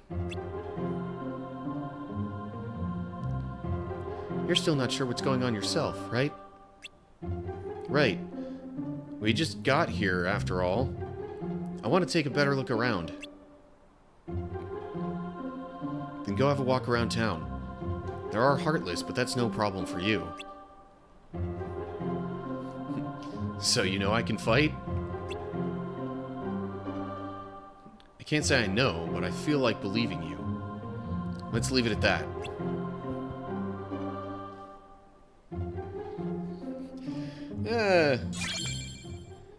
Key to truth. There we go.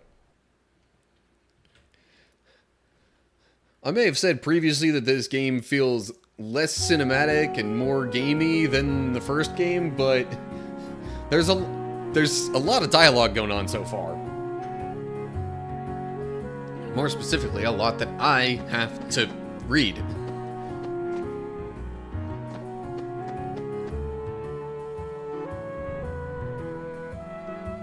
And there's the other door. Or the next door, I should say. I definitely heard something appear just now, but whatever. Don't care. Oh yeah, I already did the other requirement, so... boop.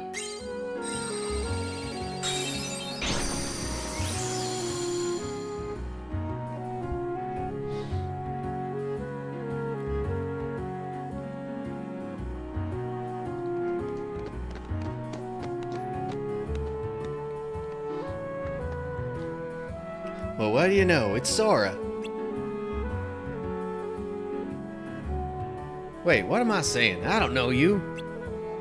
But you do look like a Sora. What with the spiky hair and baggy pants? It's okay, Sid. That's my name. So, you heard of me, eh? Well, I can't say as I'm surprised. Anyway, maybe you can help me out. A friend of mine's supposed to be somewhere in this castle or town. Got any ideas? Your friend, huh? Lately, all this town sees is heartless. Can't even take 2 steps without getting attacked. In fact, this plaza's the worst. Word is, a jumbo-sized heartless shows up when that bell rings.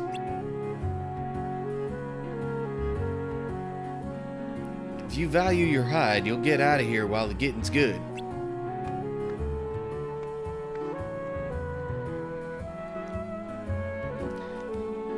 Gosh, maybe we should leave. Don't you want to see the Heartless? No, we don't. Oh. Bell starts ringing anyway. The bell! Be careful, Sora.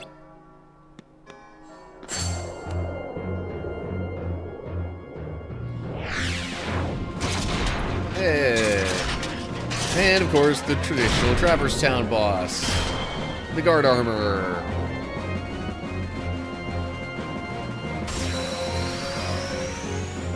It's not quite a seamless transition, but not exactly bad either.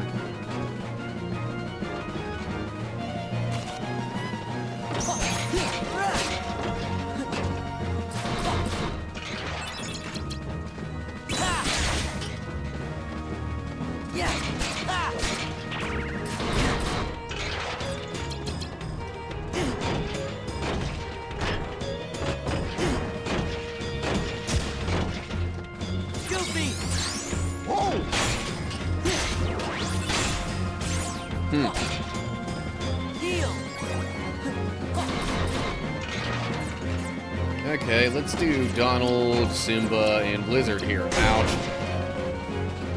Donald!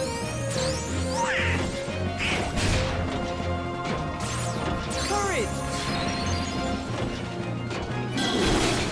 Yeah, I doubt this guard armor is going to have much of anything that'll stop a combo like what I just did. Heal!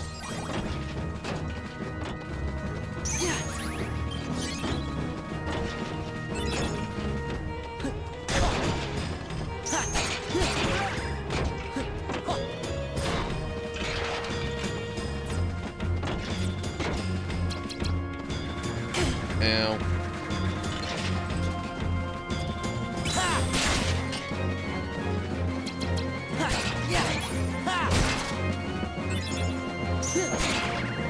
So actually, in the grand scheme of things, the ally cards and whatever are actually really good for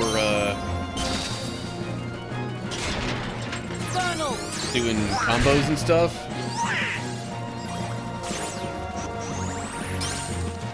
Because then you don't have to worry so much about losing them.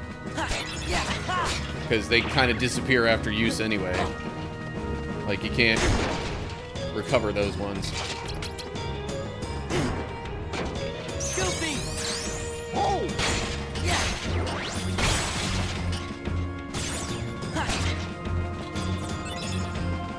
Okay. Now, Goofy, Simba, Blizzard.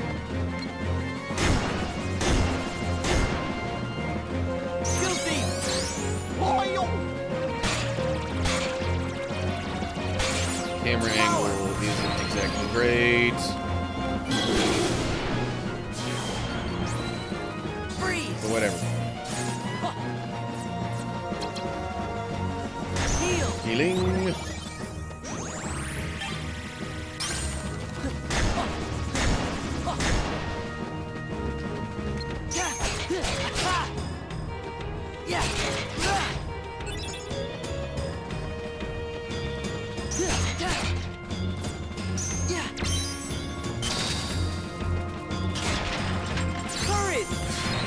So yeah, this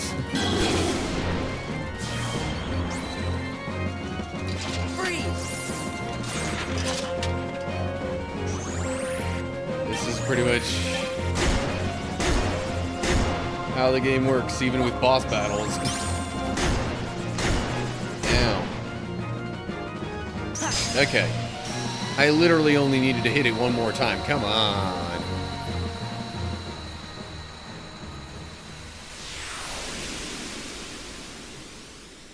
Probably get into another cutscene-ish thing, maybe.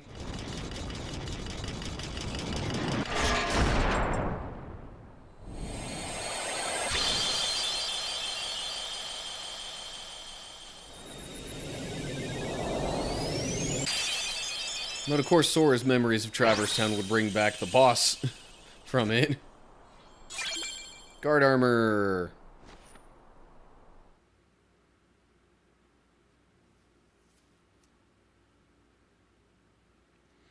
You know, I'm not sure previous times playing through this that I really used the Heartless cards much. Should think a little more about that this time around. So your friend wasn't here? No, I don't think I'll find him in this town. But he's somewhere in this castle, I just know it. Castle? Like this whole town's inside some humongous castle? Ooh, that's rich. He's probably right, Sid. We may not understand what's going on, but Sora does. He can see that reality is... he can see that reality is bigger than just this world. I wish I was that sure. You'll be okay, Sora. No matter what shape reality takes, you can handle it. I may not remember you, but I know you in my heart. Leon. Take care, Sora. I'm a little lost, but best of luck anyway.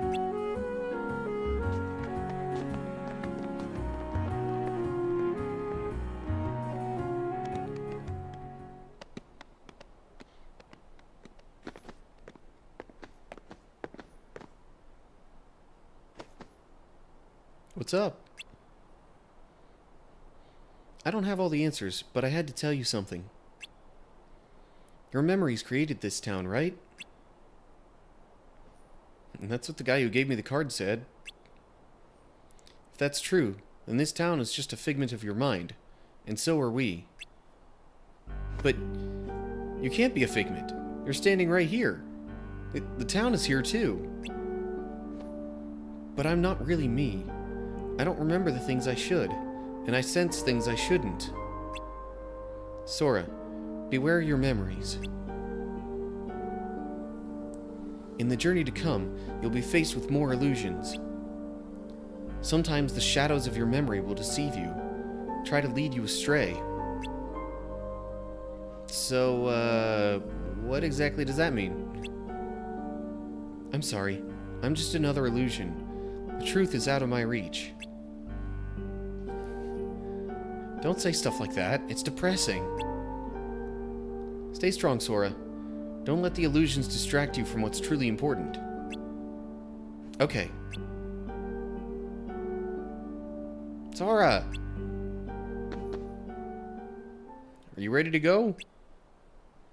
Yeah, be right there. Well, I'd better be going. Aerith? Aerith! What about Aerith? Where'd she go? I was just talking to her. Aerith left with Leon and the others, remember? Huh? You worried us, just standing there by yourself. Is this what she meant?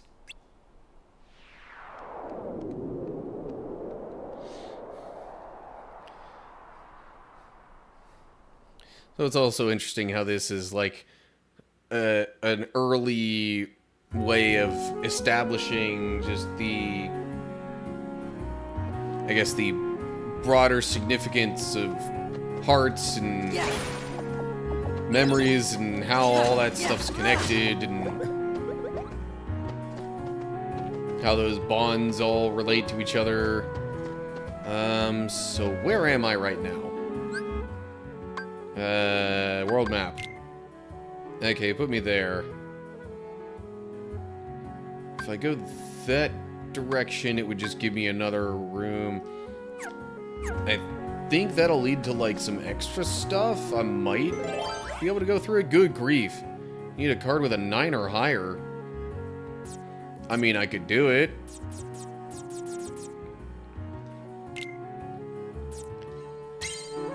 I might not be able to get beyond it, but at least I can see what's in this room.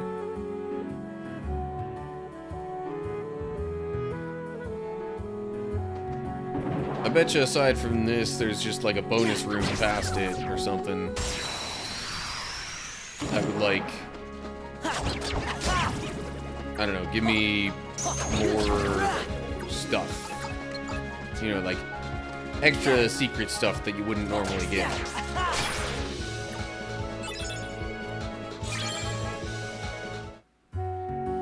But honestly, it's been quite a while since I played this, so my memory is a little fuzzy on what exactly might be past this.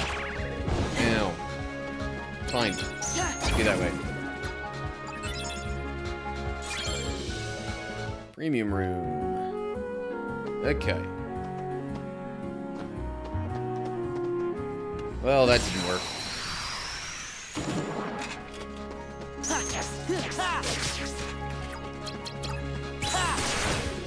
Why'd you do it in that direction?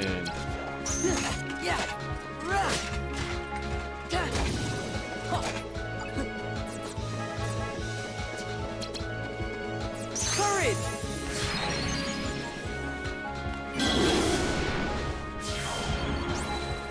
Freeze!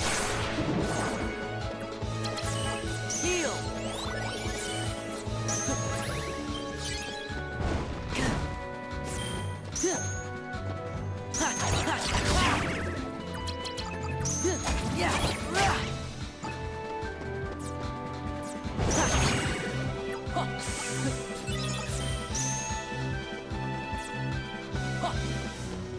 So, like, I think if you use items and stuff like ethers, you can just, like, get the cards back outright.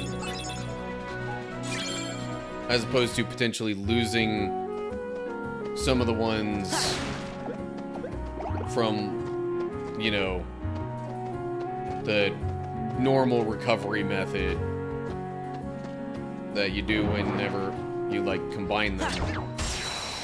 Not 100% sure on that, though.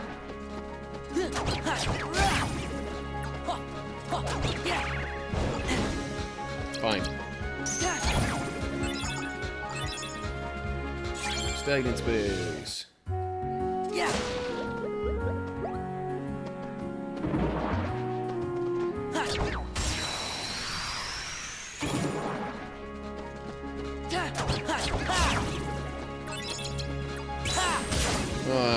Sliding dash wasn't quite ideal, but whatever.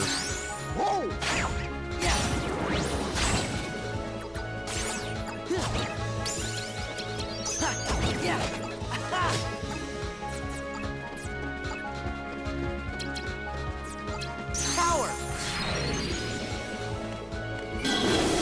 But the majority of the battles, you don't really need to worry too much about how many cards you might lose from doing, you know, the combo stuff. Really, the only time that's a major concern is in the boss battles.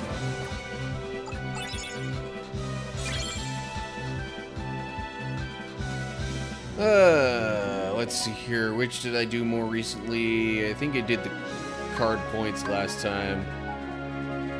Trying to keep it somewhat even. Not go too heavy one way or the other.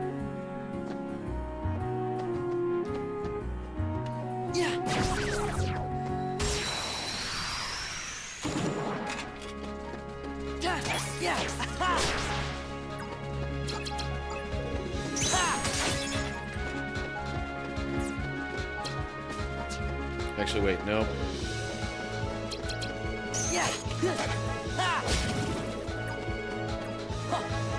Donald's card doesn't seem to do quite as well.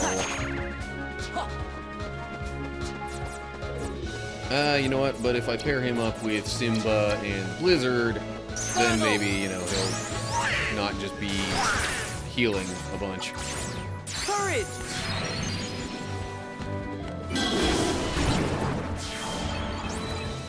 Freeze! Alrighty. Tranquil Darkness. Yep. That's a special key card that I definitely do not have.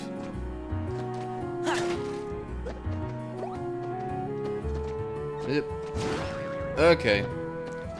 I suppose that means it is time we leave Traverse Town. At least I assume that's what I'll be doing now. Hey, save point. Yeah. Any Heartless gonna show up here? No? Good, okay. Saving. Still gonna save over that.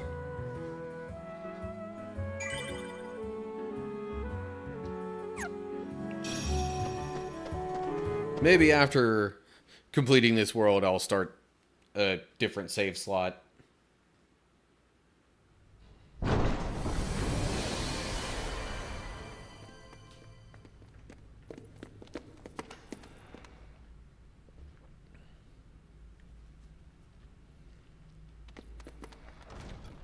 Well, Sora, did you enjoy meeting your memories? Yeah, it was good to see everyone. But what do you really want from me? What do you have to give?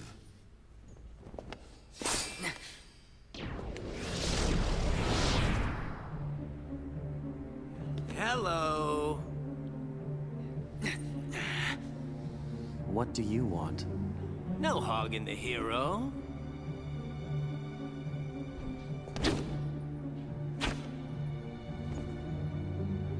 Then perhaps you'd like to test him. Perhaps I would. My show now, Keyblade Master. Who am I? Oh, my name's Axel. Got it memorized? Sure. Good. You're a quick learner. So, Sora, now that we're getting to know each other better,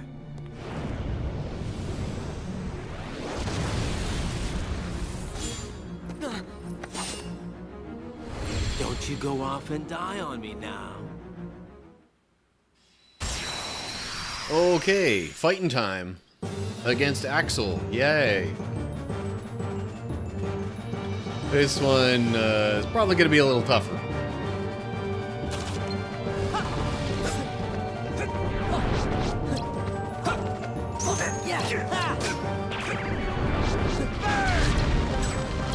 What? Really? The sliding dash that I had didn't... I don't know.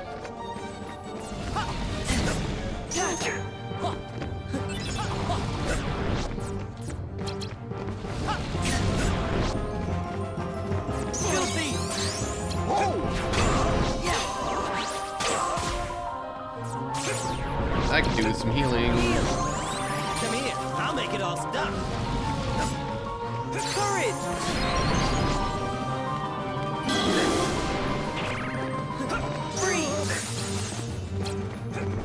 Yeah, jeez.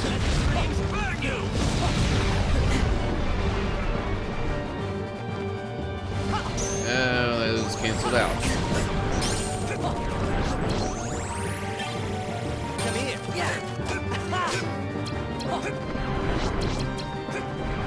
Nope, this is 10.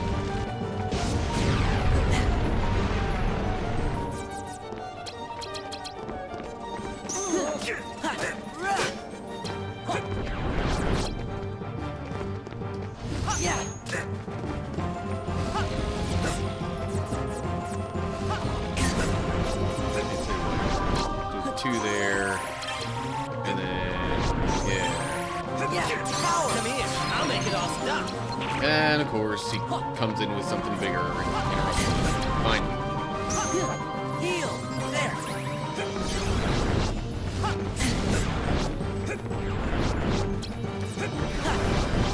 Yeah!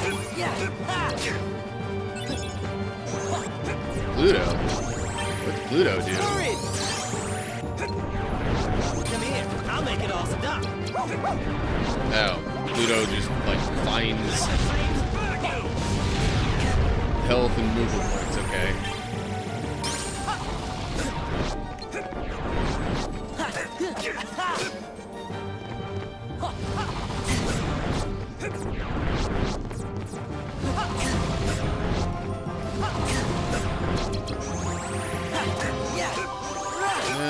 It's close. We're getting close. I'll make it all stop.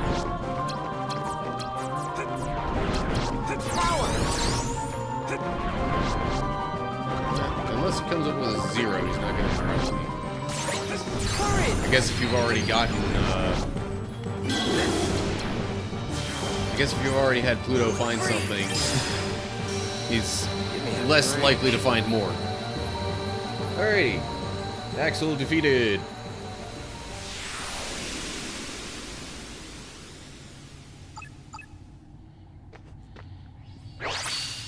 And we got a fire card. You know, for fire magic. But also Another one? What's it do?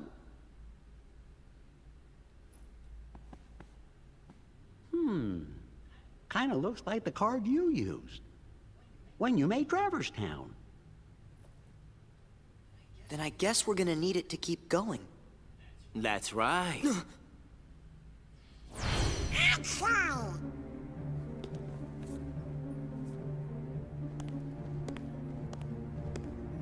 Did you really think after that introduction I would give up oh so easily? You were testing us. And you passed. Congratulations, Sora. You're ready now. Ready to take on Castle Oblivion. You will need to follow your memories. Trust what you remember and seek what you forget. Then you will find someone very special. You mean King Mickey and Riku? You will just have to give some more thought to who it is that's most important to you. Our most precious memories lie so deep within our hearts that they're out of reach. But I'm sure that you can find yours, Sora. Why me? You have lost sight of the light within the darkness, and it seems that you've forgotten that you forgot. The light within darkness? Would you like me to give you a hint? Sora, do you need it? I'm gonna figure it out for myself. If you're in my way, Don't worry, Sora. We'll protect you. Good answer. Just what I'd expect from the Keyblade Master. But be forewarned. When your sleeping memories awaken, you may no longer be who you are now.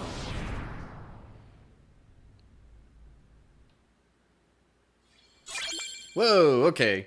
Bunch of new world cards.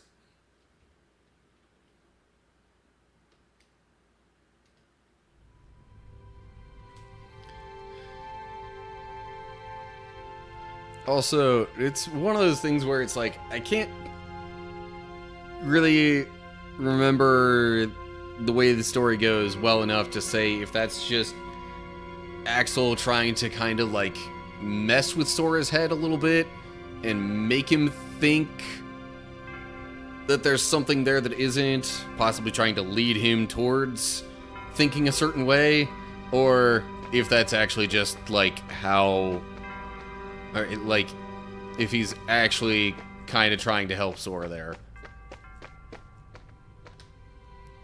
Of course, you think there are more like Axel and that other guy? If we meet Axel again, you can leave him to me. I don't think it's that simple. Moving to another floor erases all the rooms you've created. If you return to this floor later, you'll need to make new rooms using new map cards. Okay. So, once you go from one floor to the next, it pretty much just swaps out anything that you've done with the world on that floor and any of the rooms that you created there. At least that's the impression I get. I don't see how it would do much more than that. What's wrong, Jiminy? Well, you see, what Axel said back there worries me.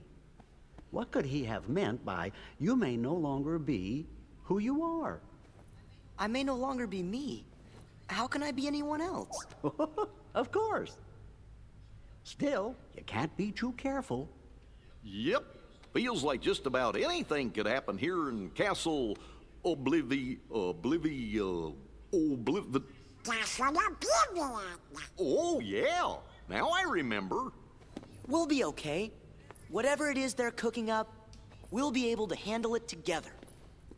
Course we will. Like at that creepy castle we explored together. The one with all those weird contraptions. When was that? I can't remember. Pretty sure they're thinking of Hollow Bastion. Todd? Gorge. Oh, it was, Holly? Holler? Sorry, I can't remember. Stop goofing around. Goofy, sure you didn't make it up? I don't think so.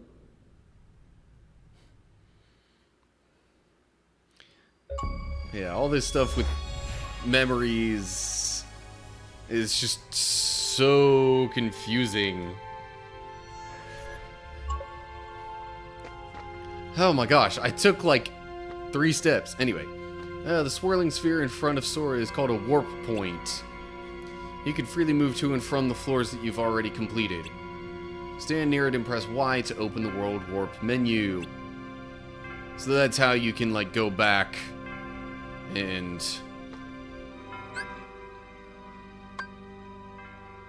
basically redo stuff from previous worlds. That's also kind of necessary if you ever want to open any of the treasure rooms like I saw but couldn't get to earlier.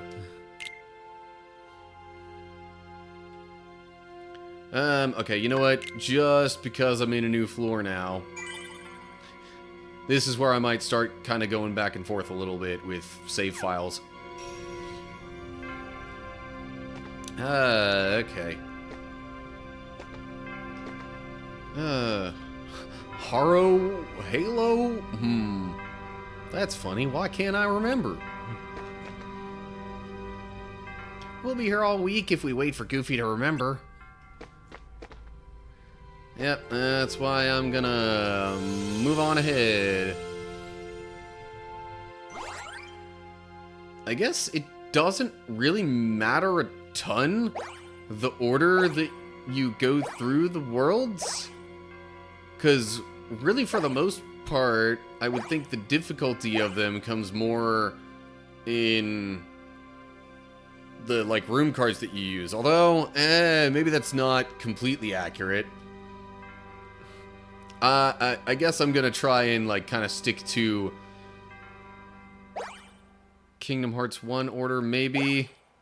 Just because I don't want to get like completely overwhelmed with any of it. Eh.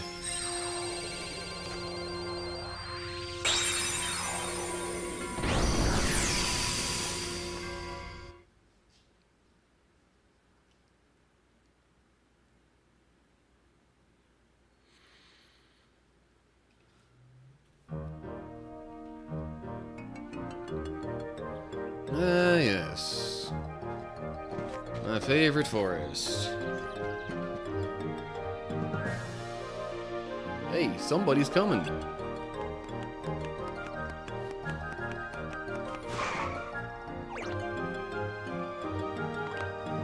I'm late. I'm late. I'm dreadfully, awfully late. The Queen will roast me for dinner. If I'm late for the trial, it'll be off with my head next. What do you mean, off with your head? Oh, my fur and whiskers. I'll never make it.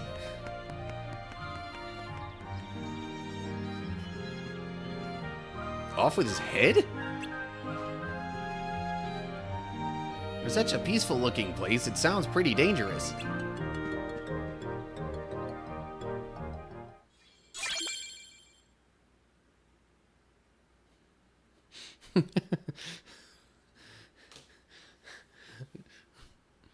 Zach here saying, you know, just a few weeks I realized that Alice went down the rabbit hole.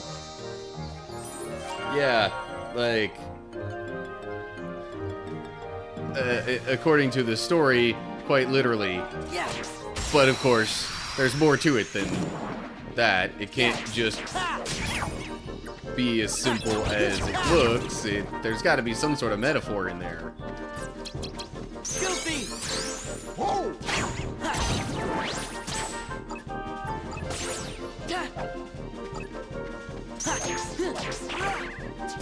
Doggone it, fine. Freeze! Be gone. Sorceress Waking. That's a new room card.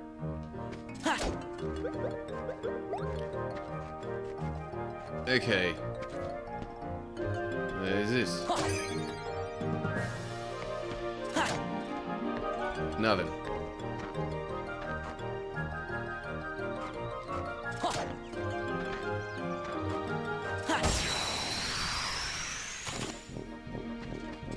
Oh, come on.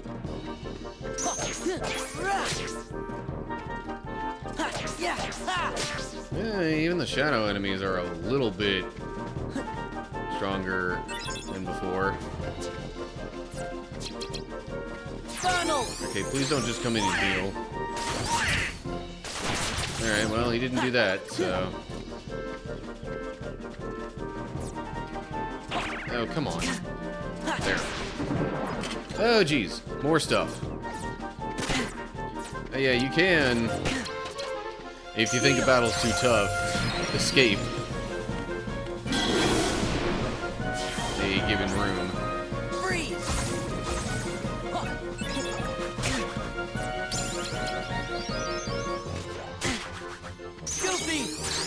Loyal!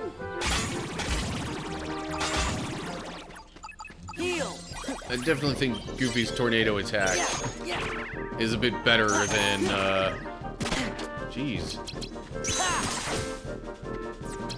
It's a bit better than the Goofy Smash. Okay.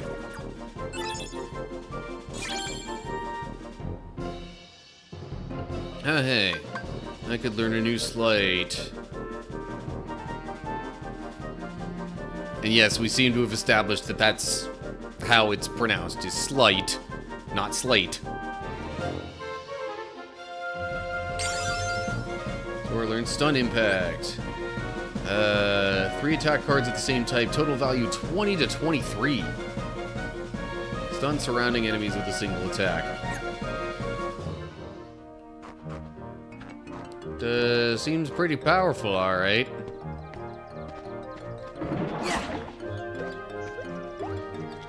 Yeah, I still have yet to encounter a removal room thing.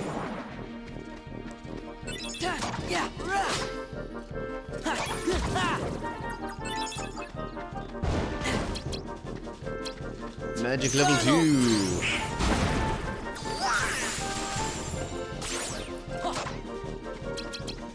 I really would have preferred Donald, you know, hit this other flower enemy here, but whatever.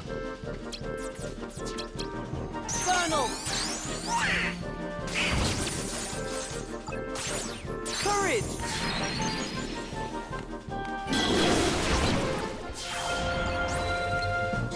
I guess one of the few good things about this combat system, though, is that, like, if you've got a strong attack going, there's probably not much need to worry about getting interrupted or even defending yourself, really.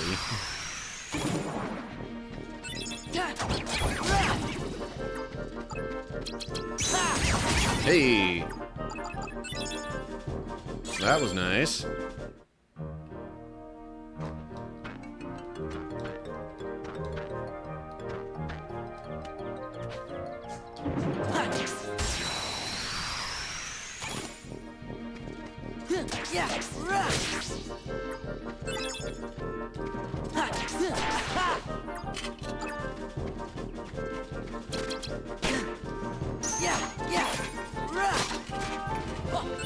Heard another one. Oh, hey, look at that. Donald! So it just does Donald's regular thing and then the goofy smash. Yep,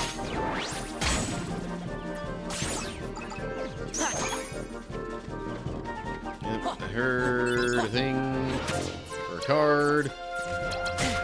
Ouch. Donald! Okay. Courage! Some healing was definitely appreciated that time. Freeze! Okay. So I got these 2 flower enemies left. Heal!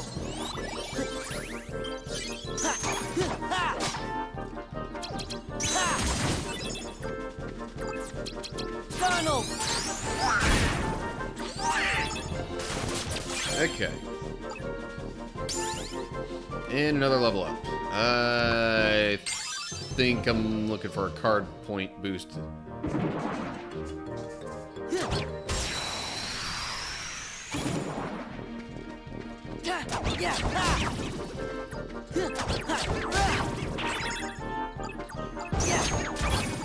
Oh, that wasn't too bad.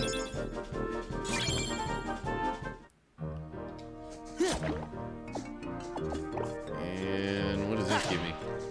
If anything. Ah, there we go. And that's what allows me to get through all the doors and stuff. Okay.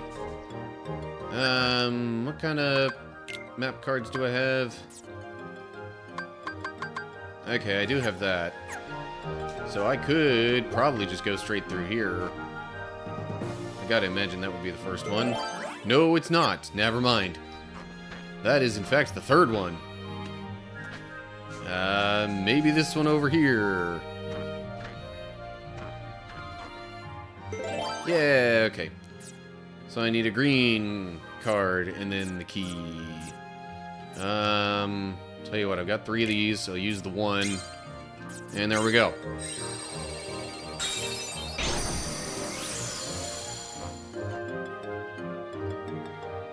Probably going to be a scene of some sort.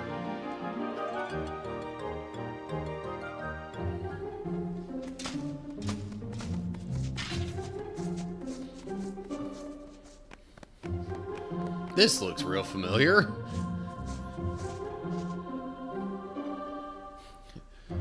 Gosh, looks like some kind of get-together. What's the occasion? Hey, this must be that trial the White Rabbit was talking about.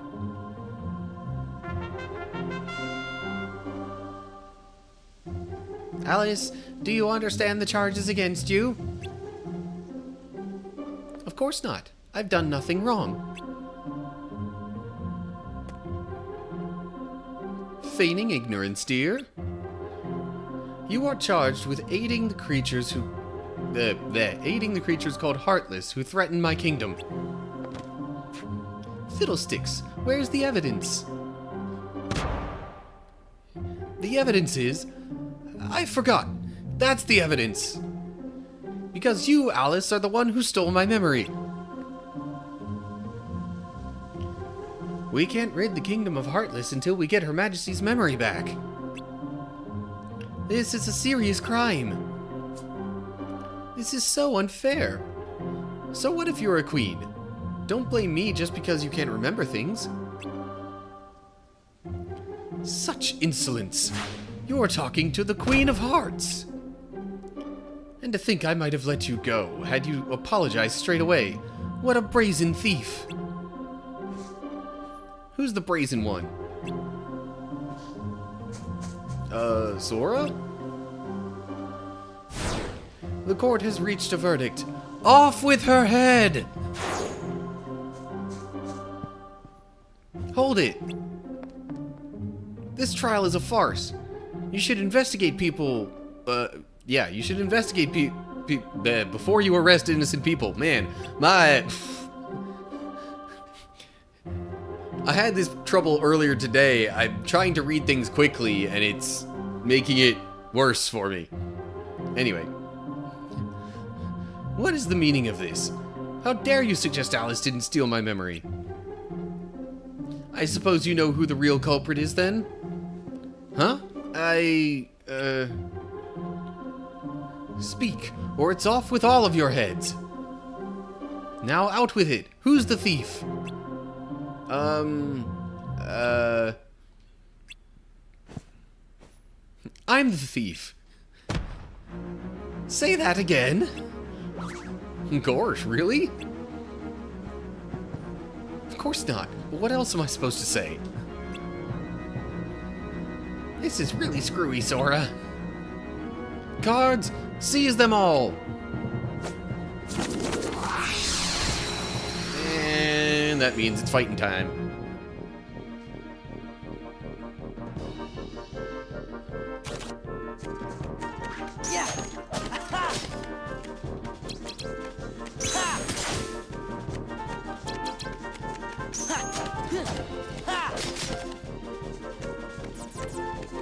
Anyway, let me do this, and then these two.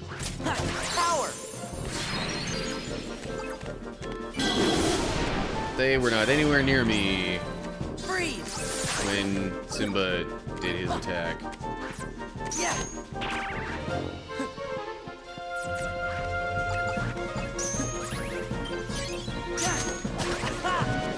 Of course, that's not all there is.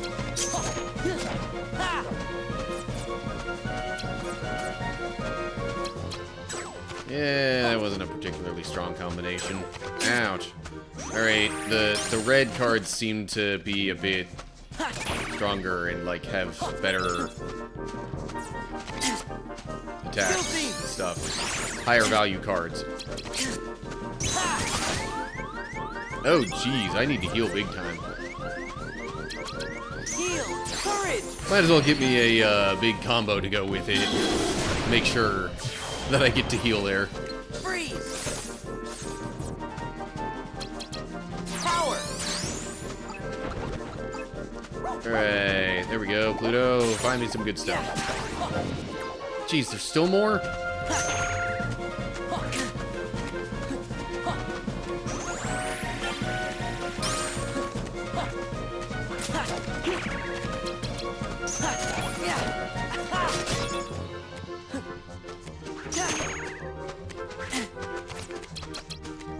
Courage!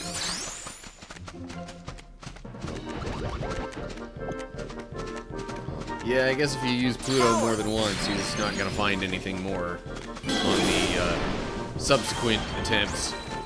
Freeze!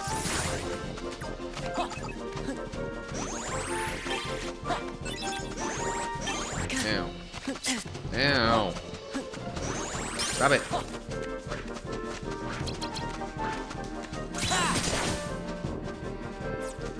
Courage! Yeah, I had a feeling that would get interrupted. Power!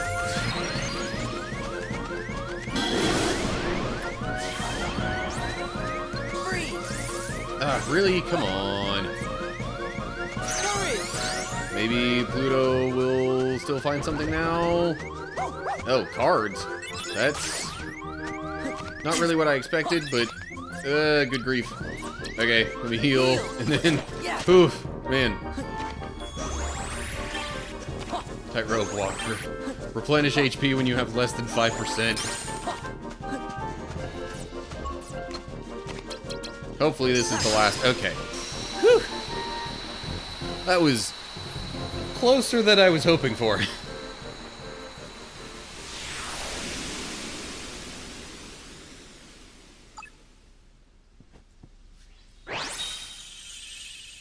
And we got a card. Card soldier card.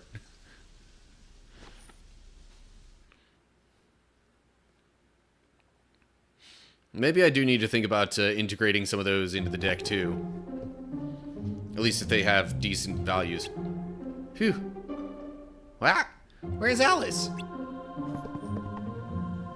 Looks like she escaped.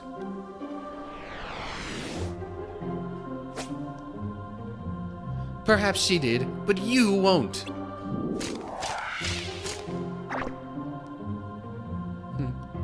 I think we've been trumped. Run!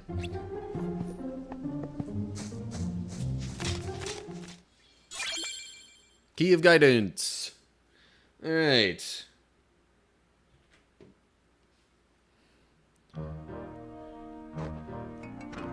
That would mean the next part of the story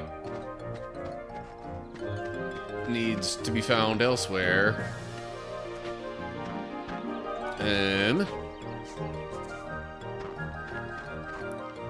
Okay, just need a 1 or higher. I don't even have a single card that would give me a save point, I just realized. That's kind of unfortunate. Well, I could go through another room, maybe 2, and then I'd probably just have to backtrack to get to a save point. Anyway, so anything with a 1 or higher. Well, I've got 3 Feeble Darkness cards, and one of them is a 1 value. So let's go with that.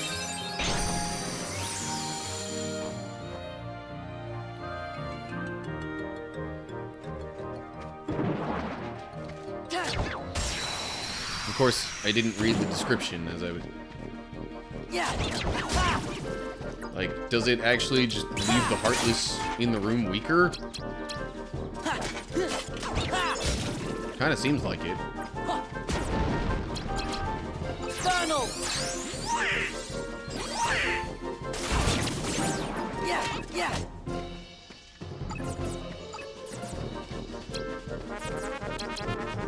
Heal! Power!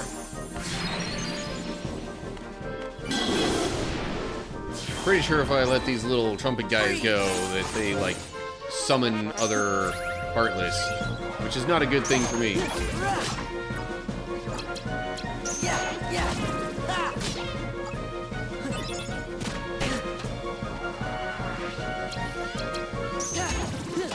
Oh, they might also heal each other by the look of it.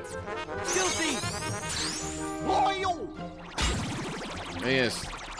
Forgot that was the Goofy Tornado. Oh! I just noticed what actually happened. It doesn't make the enemies weaker, it makes their cards lower values. That's what the Feeble Darkness room does. Calm Bounty. Ooh. I think we need HP, or at least I think HP is the next thing to go for. Boy, I keep getting these Moogle points, and I have yet to encounter any Moogles. Hopefully I'm gonna have a bunch of stuff to do later on.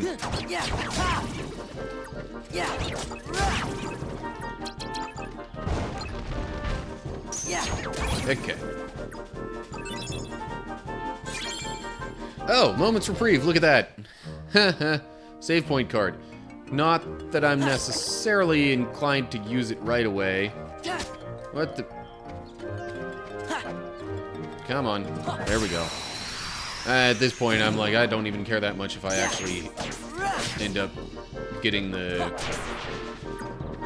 jump on these Heartless. Dang it.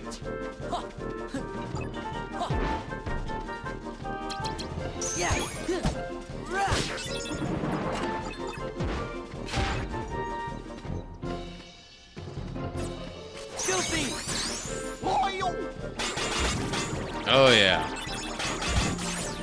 That right there is why the Goofy Tornado is so good. Hey! Owl! Greetings! Welcome to the stream.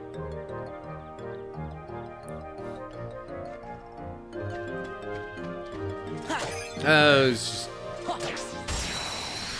We were talking about, well, some ways that English is weird. Also, like, how this game and the way it handles, like, memories and hearts and that kind of stuff is weird.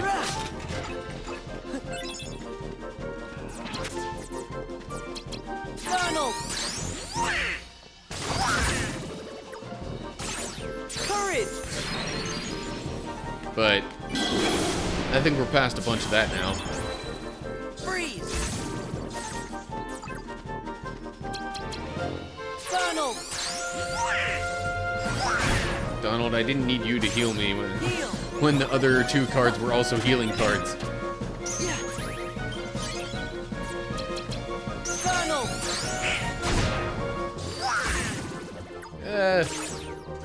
Yeah! You missed quite a bit, but I'm sure you're fairly familiar with this game.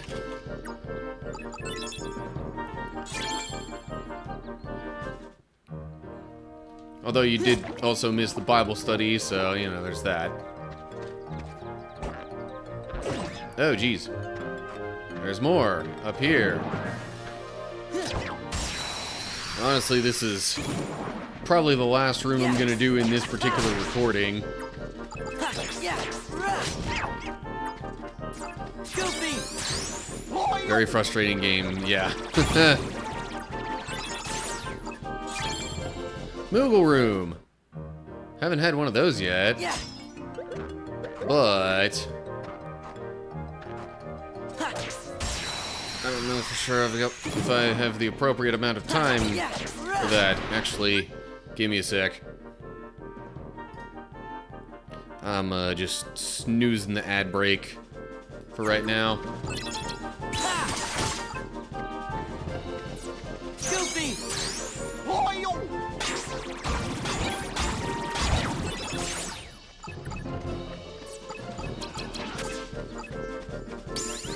Donald! You missed there, Donald. Oh well.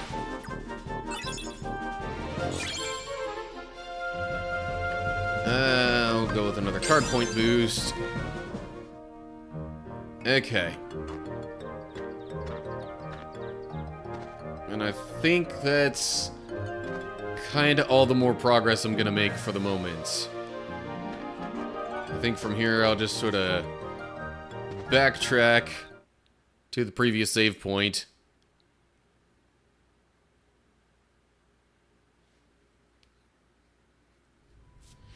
I don't think I'll have to, like, redo all those rooms.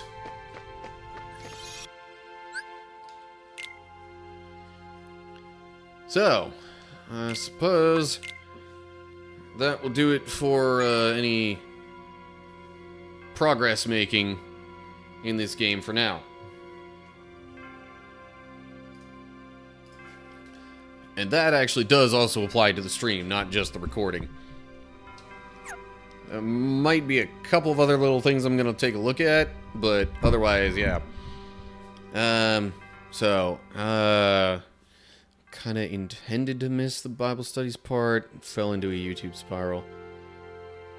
That's why I'm so late. I really didn't sleep very well last night. Not in the best headspace to even think about discussions. I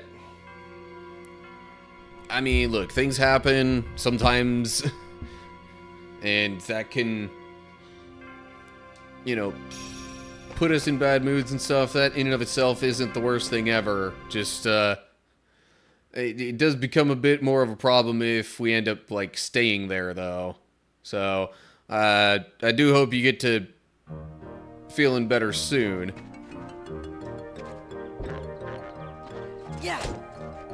I know you've had other things on your mind lately and things going on, and I'm not trying to be all like, you know, oh, you need to get past that or anything to that effect. I just, you know,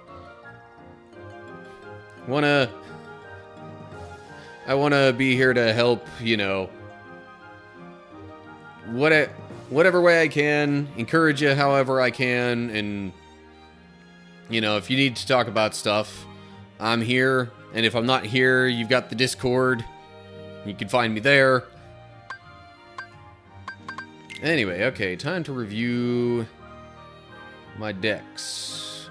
Or really just my one deck at this point. Not depressed or anything, just a bit foggy and groggy. Because I didn't get a proper night's sleep. Ah, okay. I mean, still not, like, a great habit to get into, but definitely not as bad as things could be.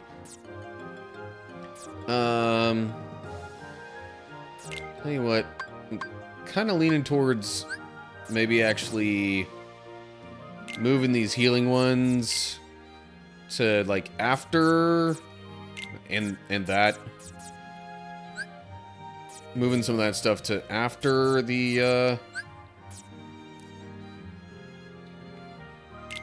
there we go. Okay. I was like, wait, how do I do that again? So then healing stuff. I suppose adding this 5 in here wouldn't hurt too much.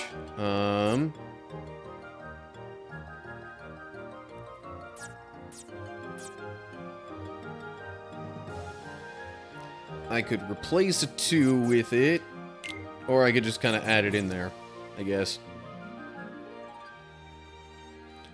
Kind of break that up a little bit, maybe make some combos more powerful.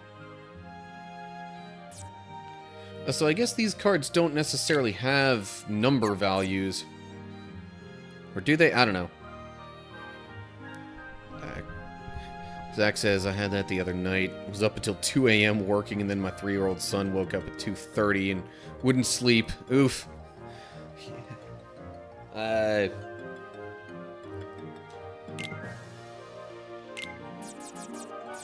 Oh, geez, but these Heartless cards cost so much more.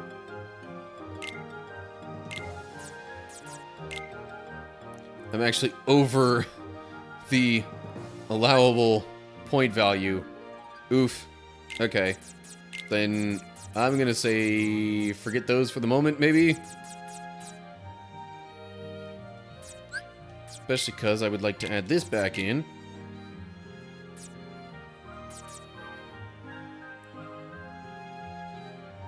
Okay. I'm not gonna worry about making another deck or anything like that right now.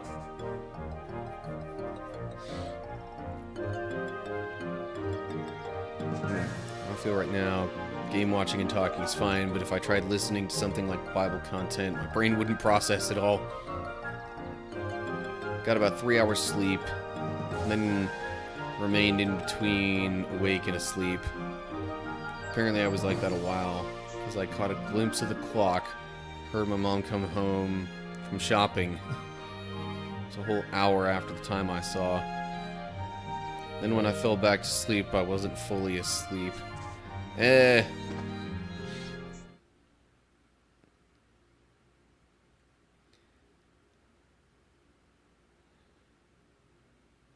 Lack of sleep on the whole is not good. Hopefully you get a better night's sleep soon.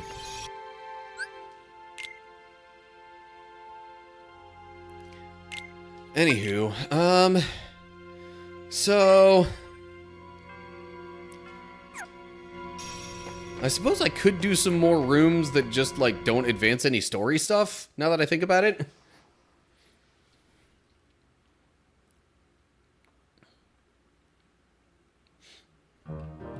In fact, I could go as far as to do all the rooms that don't advance any story stuff. At least in Wonderland here.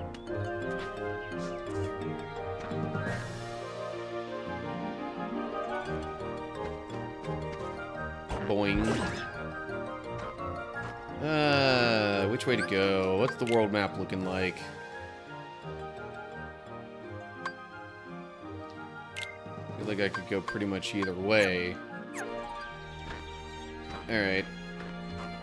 Let me go here. 2 or higher. 2 or higher. I've got 4 of these. One of them's a 2.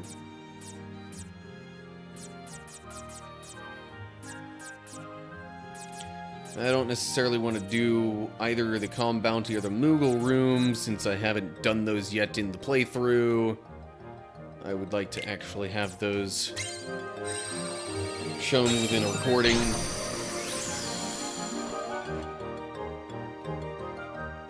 I'm sure they will be at some point, but sooner is probably better than later on that front.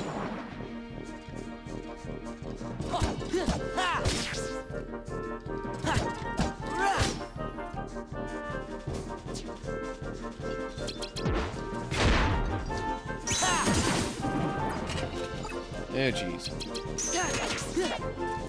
And ad break. Courage! At least I pushed it off a little bit so it didn't happen while I was recording. Where'd the Goofy card go? I saw a Goofy card. Did I seriously miss it just because I was in the middle of a combo? Come on, that's lame. Whatever.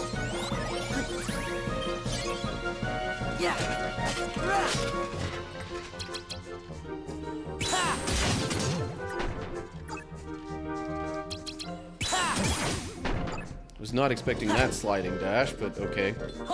Nope. Glad you still have the ability to like avoid attacks and stuff. Even if you're not like using a card to stop it.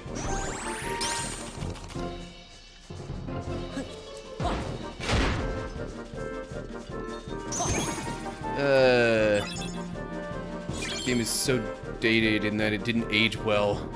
Came out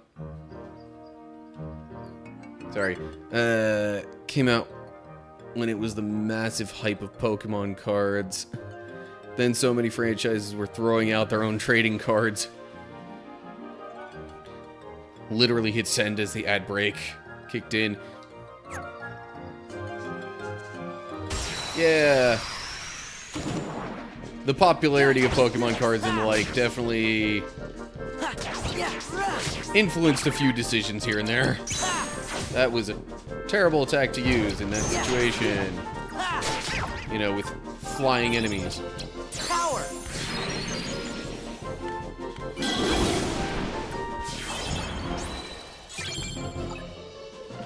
I mean, yeah, you can say that there's a story reason built into the game for having all the cards, but, like, did they really need to?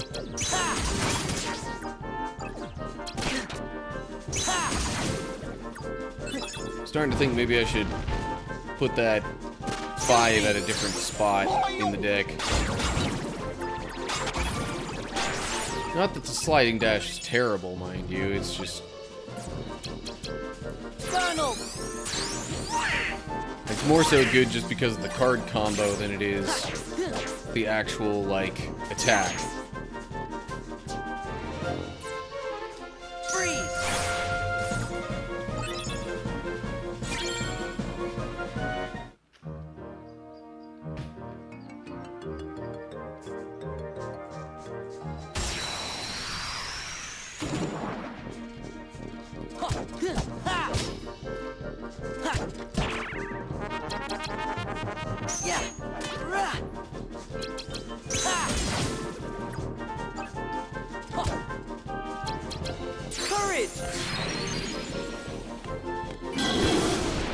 Makes no sense at all because the notion of cards never comes back. Even when they created other enemies like Unversed and Dream Eaters, those enemies came back in Kingdom Hearts 3. Cards happened, then never happened ever again. Well, have they ever been back inside Castle Oblivion again? I'm messing a little bit. But I'm sure that's like the explanation or perhaps more like excuse that they would give for it.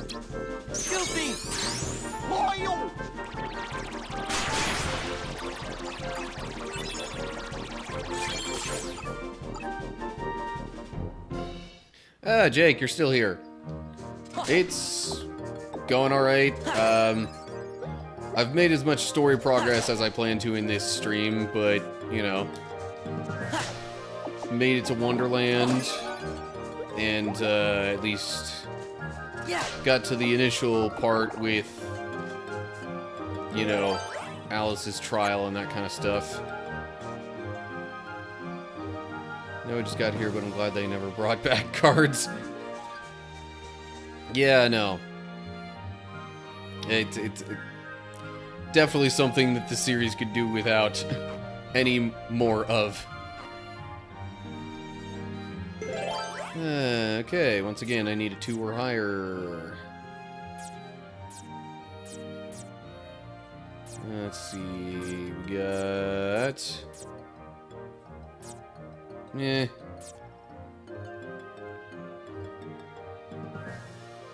I mean, how Dream Eaters only exist in the dream world during dream drop distance. The Unversed also evolved into Heartless, therefore shouldn't come back because they're kind of there. Still, Kingdom Hearts 3 made it happen. Not complaining at all. Hated the cards too. So point. Still, it's the point of that they made this system that vanished. It makes you wonder, like, okay, did they really need to do it at all? Like TCGs. Yeah, okay, like, full disclosure, I, on pretty much a weekly basis, will go to the local trading card shop and play Magic the Gathering. I'm fine with trading card games. This is no trading card game.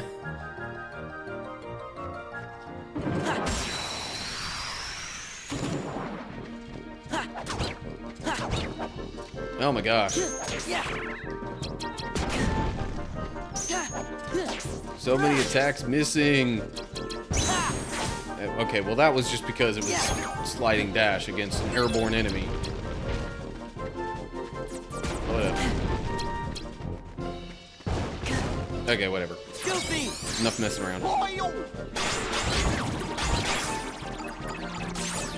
But I guess that's it for the battle, okay.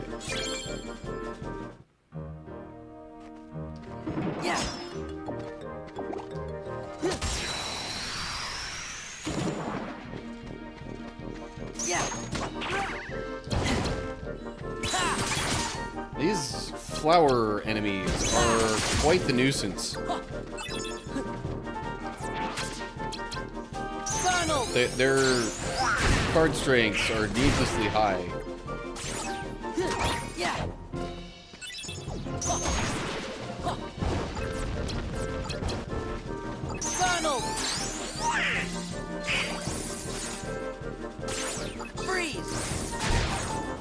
Doggone it.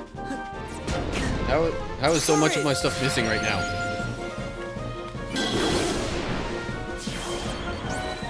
Okay, whatever.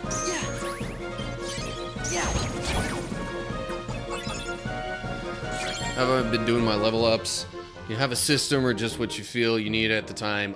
So far, I've pretty much been getting slights whenever they've been available, and then basically just alternating between CP and HP.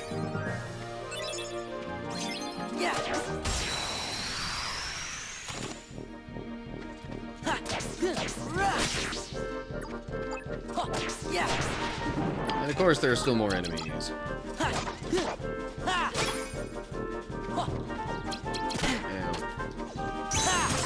Al says I like real cards, but not to play the game. I just like to keep them. I had loads of the first wave of Pokemon cards. Fell out of the loop after they made the fossil packs.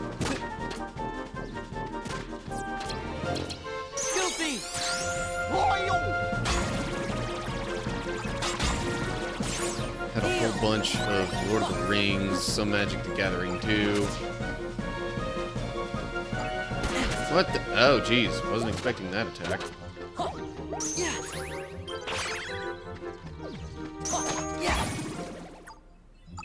Yeah, someone once tried to teach me how to play.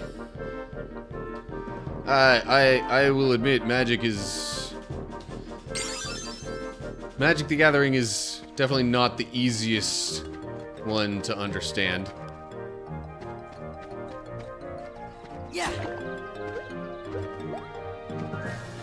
But I think I first kind of got familiar with it through a digital version.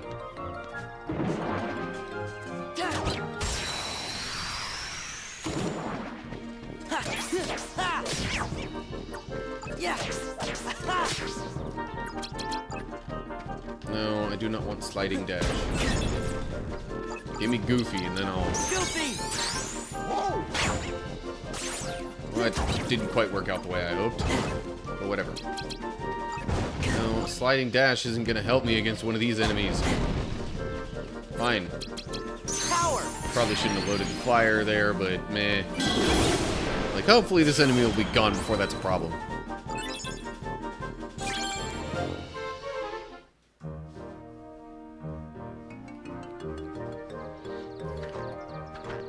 Yeah, and part of the trouble with Magic the Gathering is that they're just constantly coming out with new sets.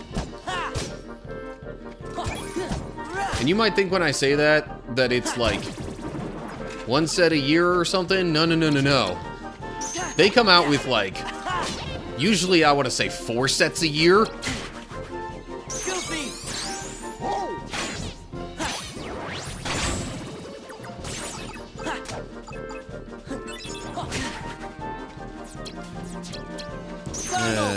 Elsa's closest I ever got to playing Pokemon trading card game was a Game Boy game they brought out.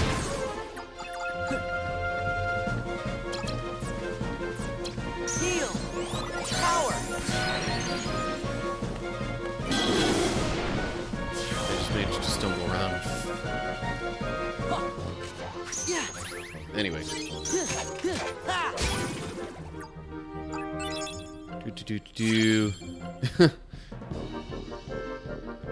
I also played the Pokemon TCG video game, but there was definitely a phase where my older sister and I played the actual trading card game. In fact, back where I was born and first grew up, and Toys R Us was a thing, we would go to a Pokemon card game league at the local Toys R Us. Now, I wasn't necessarily all that good at it. I was like, meh. My older sister apparently was pretty good. Anytime we'd have a season or whatever of it, and they'd release new badges and stuff, she would pretty much just rip through them in, I don't know, 2 or 3 weeks. And this was stuff that was meant to take, like, half a year, maybe even a full year. So, yeah, Anyway, I did also play Yu-Gi-Oh! Don't really anymore. I will jokingly say I've graduated to the grandfather of all those card games, which is Magic the Gathering. Because that's the one that came out before Pokemon, Yu-Gi-Oh!, any of these other ones. Like, there might have been other trading card games before it, but that was like the first big one from Wizards of the Coast that kind of was the catalyst for the other ones existing. But anyway, well, that's about all the more progress that I can make in the game. Oh, hello. I got a Lady Luck card. I can slip that in here.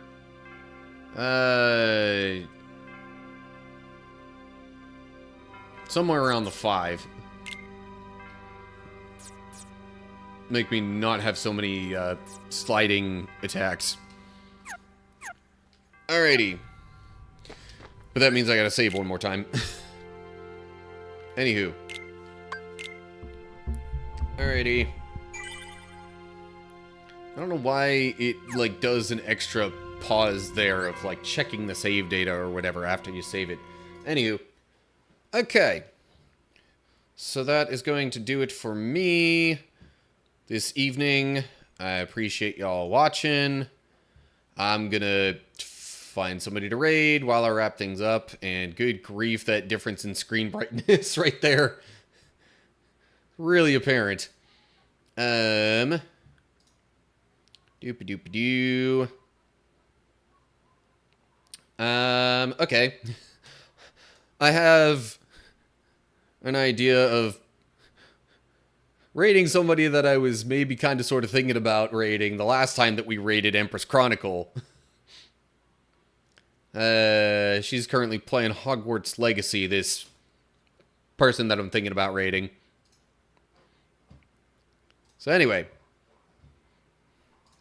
as I actually get that set up now, that will do it for me.